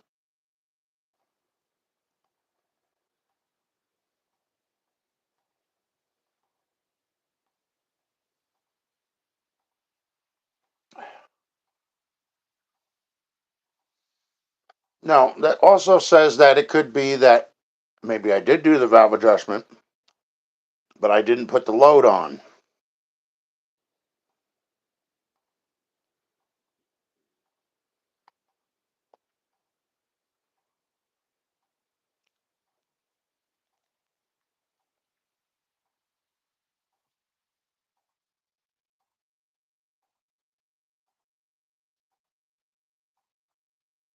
No, I don't care either.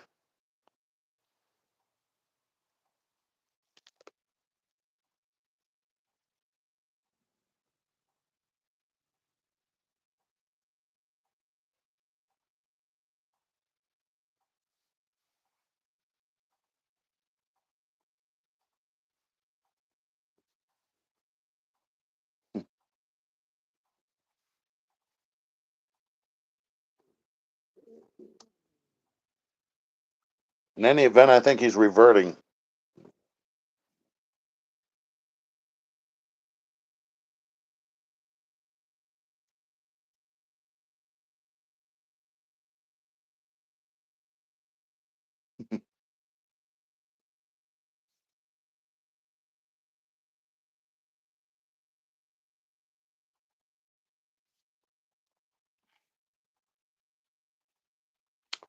Know what that tells people?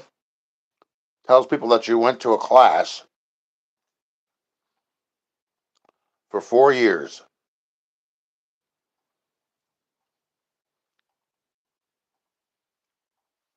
It doesn't mean you know any more than anybody else. I used to be a PCA, patient care associate, for 15 years. I had no certification.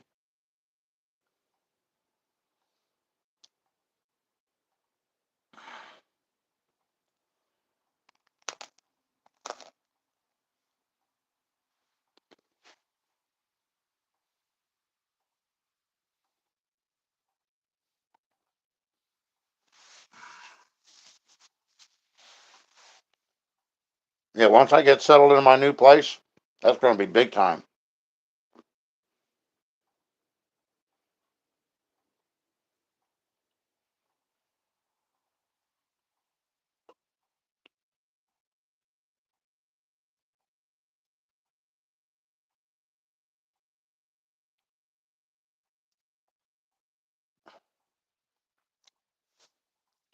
I think Jeff knows better. So you're one of his followers, Maurice.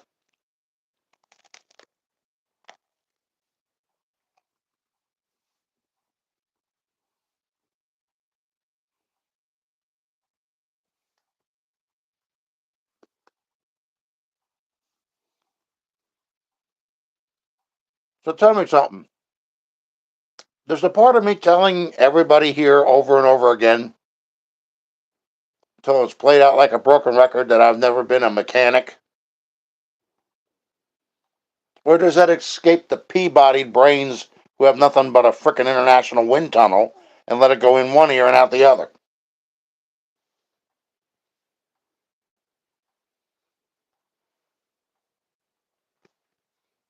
Whoop de doo, he knows how to do valves. Good for him. You know what I know how to do? Rod bearings. Know what else I know how to do? Pistons. Know what else I know how to do? Rings. Know what else I know how to do? Time and chain and gears. Know what else I know how to do? I also do head gaskets, intake manifold gaskets, rebuild the carburetor.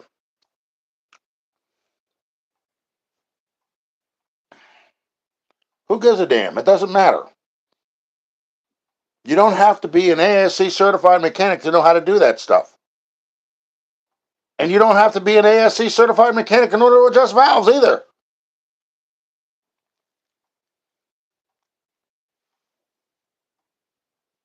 So that plus 250 will buy me a newspaper every day. I don't care what he knows. Good for him.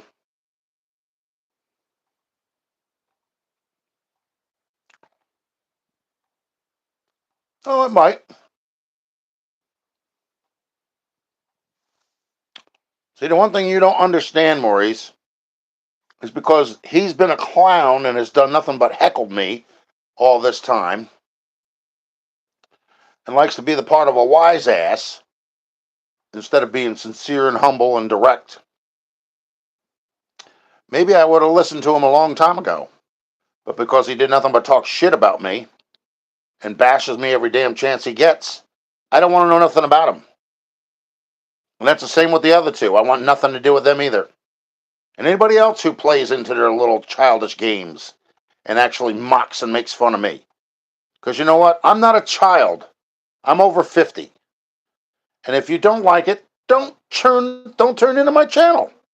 Go elsewhere. It's as simple as that. It's the same thing like, with a VCR and a TV. You have an on and off button. You don't like it, go elsewhere. But don't come here and heckle me too. I don't need it.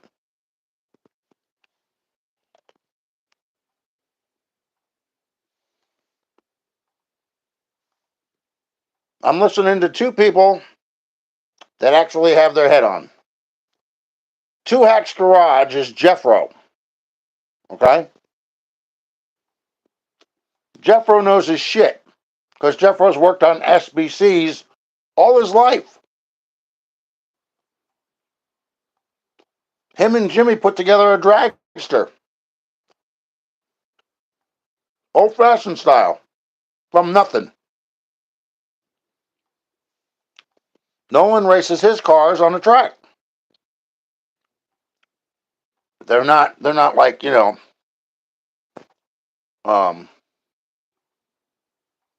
I see over here.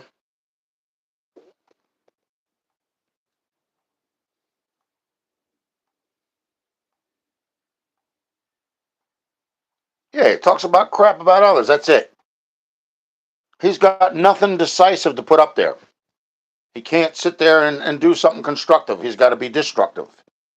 So him instigating arguments and fights and calling people Java. Okay, I'm like 500 fucking pounds. Hell no, I'm 280 pounds.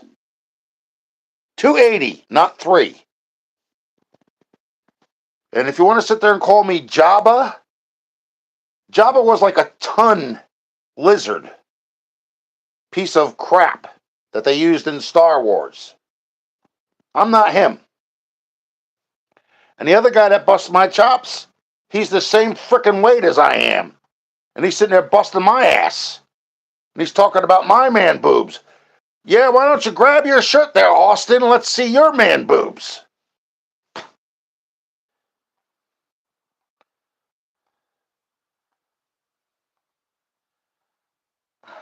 That's not the point we're getting at here, Blake. The point we're getting at here is that I've already said it a million times. I am not a mechanic. I never went to ASE classes. Only thing that shows is that you actually paid attention and went to a class for 4 years, which looks good on you going to a job where you're not going to call out sick every day. You could take that certification or that master's degree or whatever, fold it up and make it into a little hat and put it on your head and wear it. Because I'm the living proof of it. I've worked as a patient care associate. I've worked as an executive chef. I worked as a pantry chef. I've worked in garages, okay? Not as a mechanic, but as a person that does things for cars and buses and vans and stuff like that, okay? It doesn't matter if it's a tire change, if it's an oil change, antifreeze, engine flush, whatever you want to call it, okay? All that is part of working in the same line as what a mechanic would do. I mean, my other job was working in a body shop. I worked on repairing school vehicles. Okay? So it doesn't matter how much experience you got. You can't sit there and go up to somebody and say, well, just because you don't have any certification, you don't have any damn knowledge. You're just a stupid ass that's talking out of his asshole. Because that's not always the case. If you guys were watching any of the videos that I posted about this car from the beginning, the car looked like shit. Okay? It looked like crap from the word go. The headliner was gone. The door panels were all missing. All the dash trim was gone. All the frickin' cosmetic pieces were gone. The trim on the side, outside, everything, all that stuff. And then, come the part where the piston separated from the apron. Number 3 was the only one I thought it was. And then it shattered in the rings in 4 different places, but it didn't fuck up the cylinder walls. I've already showed that too. Timing chain was stretched when I got the car. That's why they had the number 8 spark plug wire on the number 1 receptacle on the distributor cap. Okay? And the number 1 was on the number 1 was actually, the number 8 was on the number 1. They were crossed. Okay? And every time I revved that gas pedal, you could hear it ticking. Like, a valve or something was getting ready to go. And then as time progressed, it got worse. It stopped to the point where it wouldn't run. And then when I took off the heads and the intake and everything, well, that's opened up a whole new can of worms. Because the timing chain that was in there had GM stamped on the big gear. That's the original gears. It's not a replacement. Okay? And the bottom gear was, I still have them to this day. They're out in a clean sink. And I even have the chain. Then it was the pistons. Well, the pistons were standard size. So what I did was I took the measurements of the cylinder walls from one side to the other. And then what I did was I ordered the pistons. Standard.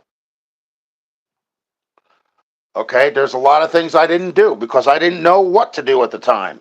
I didn't know how to lap valves. Okay?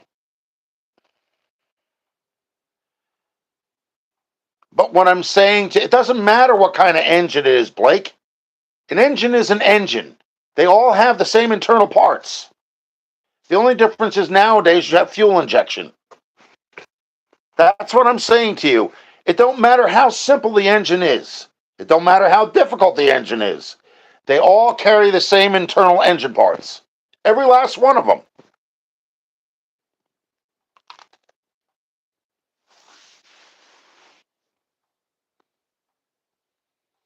Because some people don't hear me. Like when I said that I'm not a mechanic for a 50,000th time, people think that I'm stupid because I can't get an SBC to work. There are other problems at the hand right now that are preventing me from getting the car to start. The driver's side is getting oil up top. The driver's side is tightened down with the turn and everything else. That side's fine. The passenger side, however, has got 2 push rods that I can't turn left and right. And they're not right next to one another. They're ways apart from one another. And then like the one before the last one up against the firewall is so damn loose I can pull the push rod up and down. So that's too tight. Right. Or that. One or the other. But see what I'm saying? It's not like it takes a brain surgeon to know what you're talking about when you say it. I respond to it just like that. Somebody that doesn't know anything about cars at all is not going to be able to respond to that. They'll be like, what the hell are you talking about?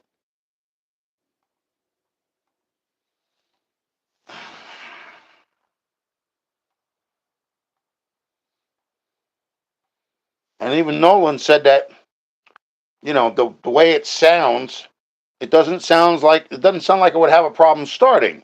It won't run great, but it'll some kind of run.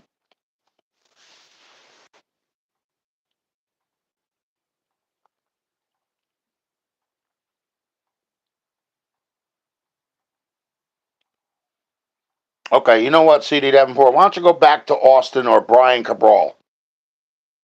Go hang out with them. I don't need you insulting me in my live stream, and I don't need you talking down to me like I'm a piece of shit beneath your feet.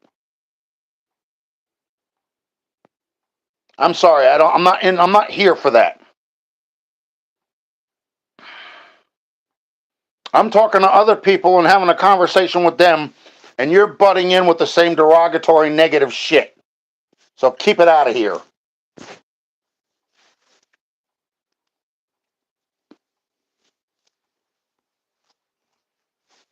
Go kiss up to them if that's what you want to do. I don't need you coming in here and getting my blood pressure worked up over your stupid crap.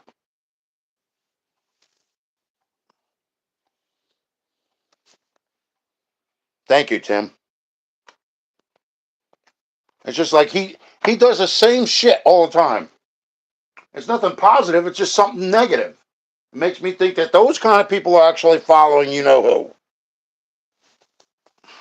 I just don't have time for them.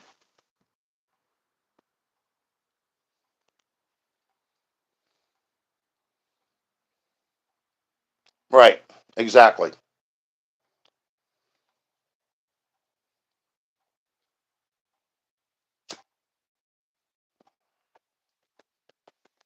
And when he keeps drilling the same thing in, saying the same damn thing over and over again, it's like a broken record, you know?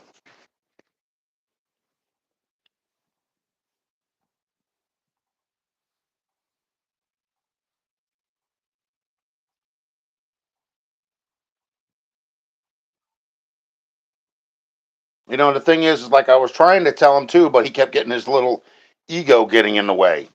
You know what I'm saying? I kept trying to tell him too that maybe when I did the valve adjustment this time, maybe I had to go off and do something else, and my mind got sidetracked, and maybe that's the reason why the passenger side's not done properly.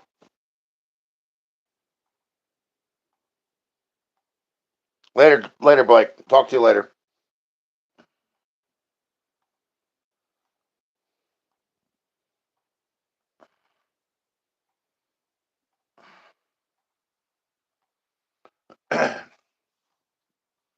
Yeah, that could be the problem too. Like I said, if I only did one side and I got sidetracked by doing something else, there's a good possibility that I didn't do anything with that side.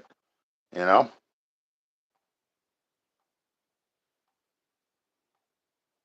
Maybe that's the reason why two of them are too tight and one's way too loose. Or like Blake said, it could be the collapse lifter. And that's simple enough. That's just a matter of taking the intake off.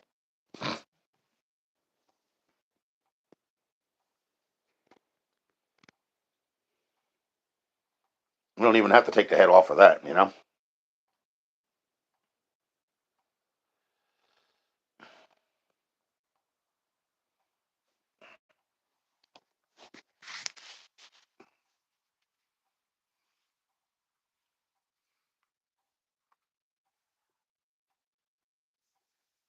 It's up to three already? Shit.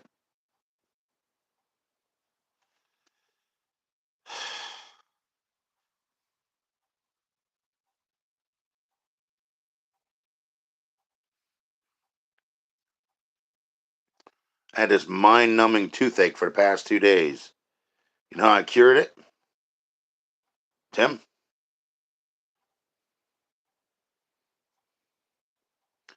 Toothbrush and um, hydrogen peroxide. You shake it off, you know, in the sink and then put the toothbrush right on the area where it hurts. It numbs the nerve and kills it. You know, whatever bacteria is in there, just knocks it right the hell out.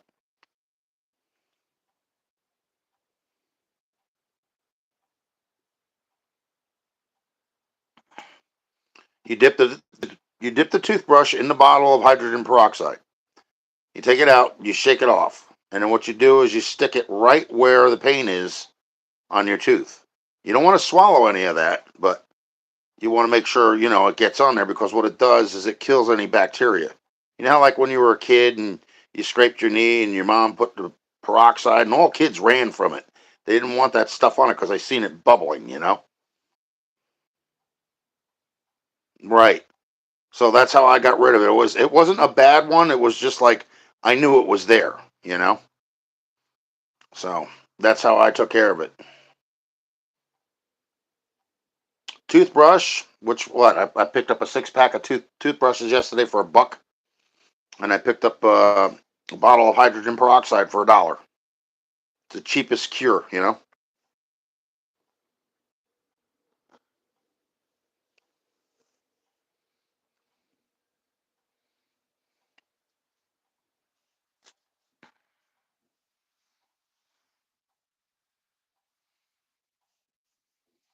All right, I think we're fizzling out here. I think people finally got tired of telling me, do a valve adjustment, do a valve adjustment, do a valve adjustment. But that Davenport guy, man, he does the same crap every time, and I'm pretty sure I've seen him in one of Brian's chat logs. Either that, or he's been in Austin and Jack's poor man's speed shop uh, chat logs. These are people that actually talk crap about me behind my back in their chat logs. I'm like, what the hell? If you hate me that much, don't follow me. Just go and kiss up to them then. Shit.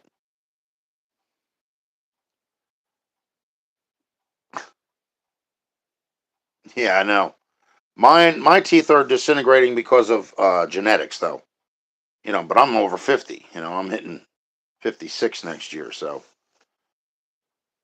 and I can still chew food, so.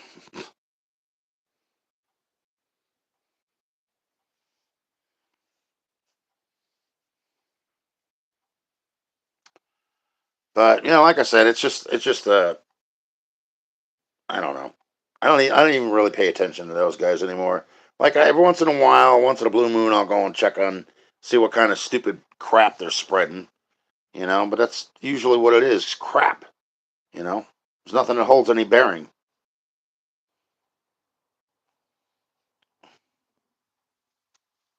And they got their little butt buddies that actually sit there and record me every time I go live too.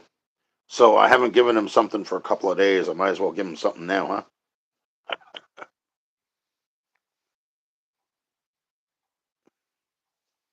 I'm surprised YouTube hasn't stopped them by doing this. I think they would.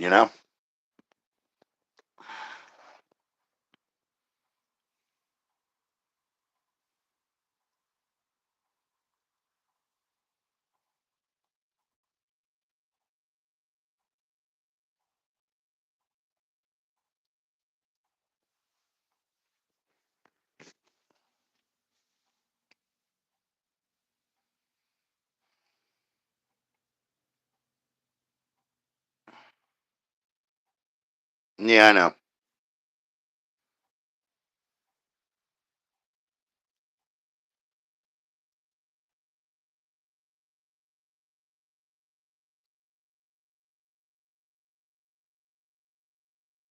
I hear you.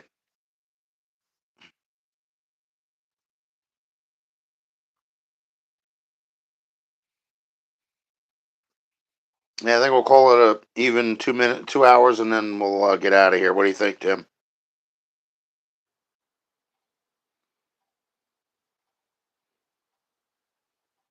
I got to put something in that pod. I've done nothing all day. Once again. Oh, I did put something in. I put the other TV in.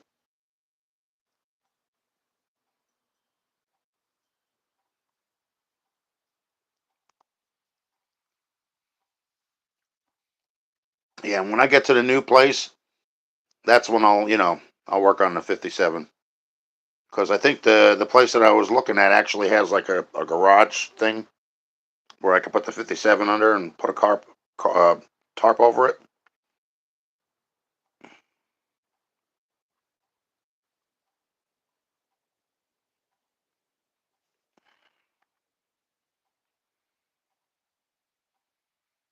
Yeah, I'm sure I will. I'll make room. What I did with all the boom boxes, I put them all up on a shelf. Got all this kind of room in there with the new place. I can do the same thing. I'm buying it. It's not like I'm renting it. You know what I mean? So the place that I buy is actually mine.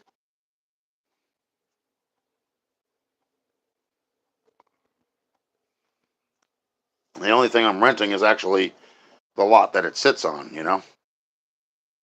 That's only like 600 and something a month. So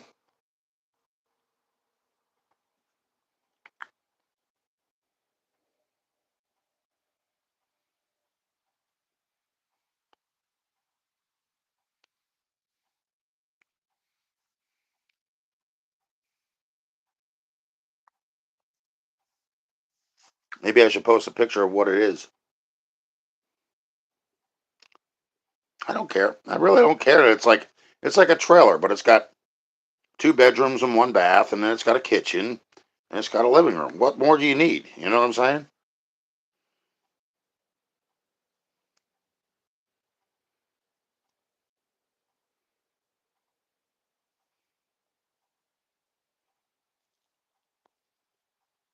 And you have a space for your car to park, and one for your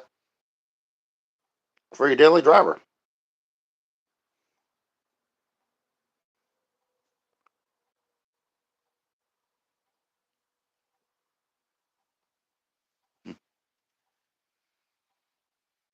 All right, man, we are out of here.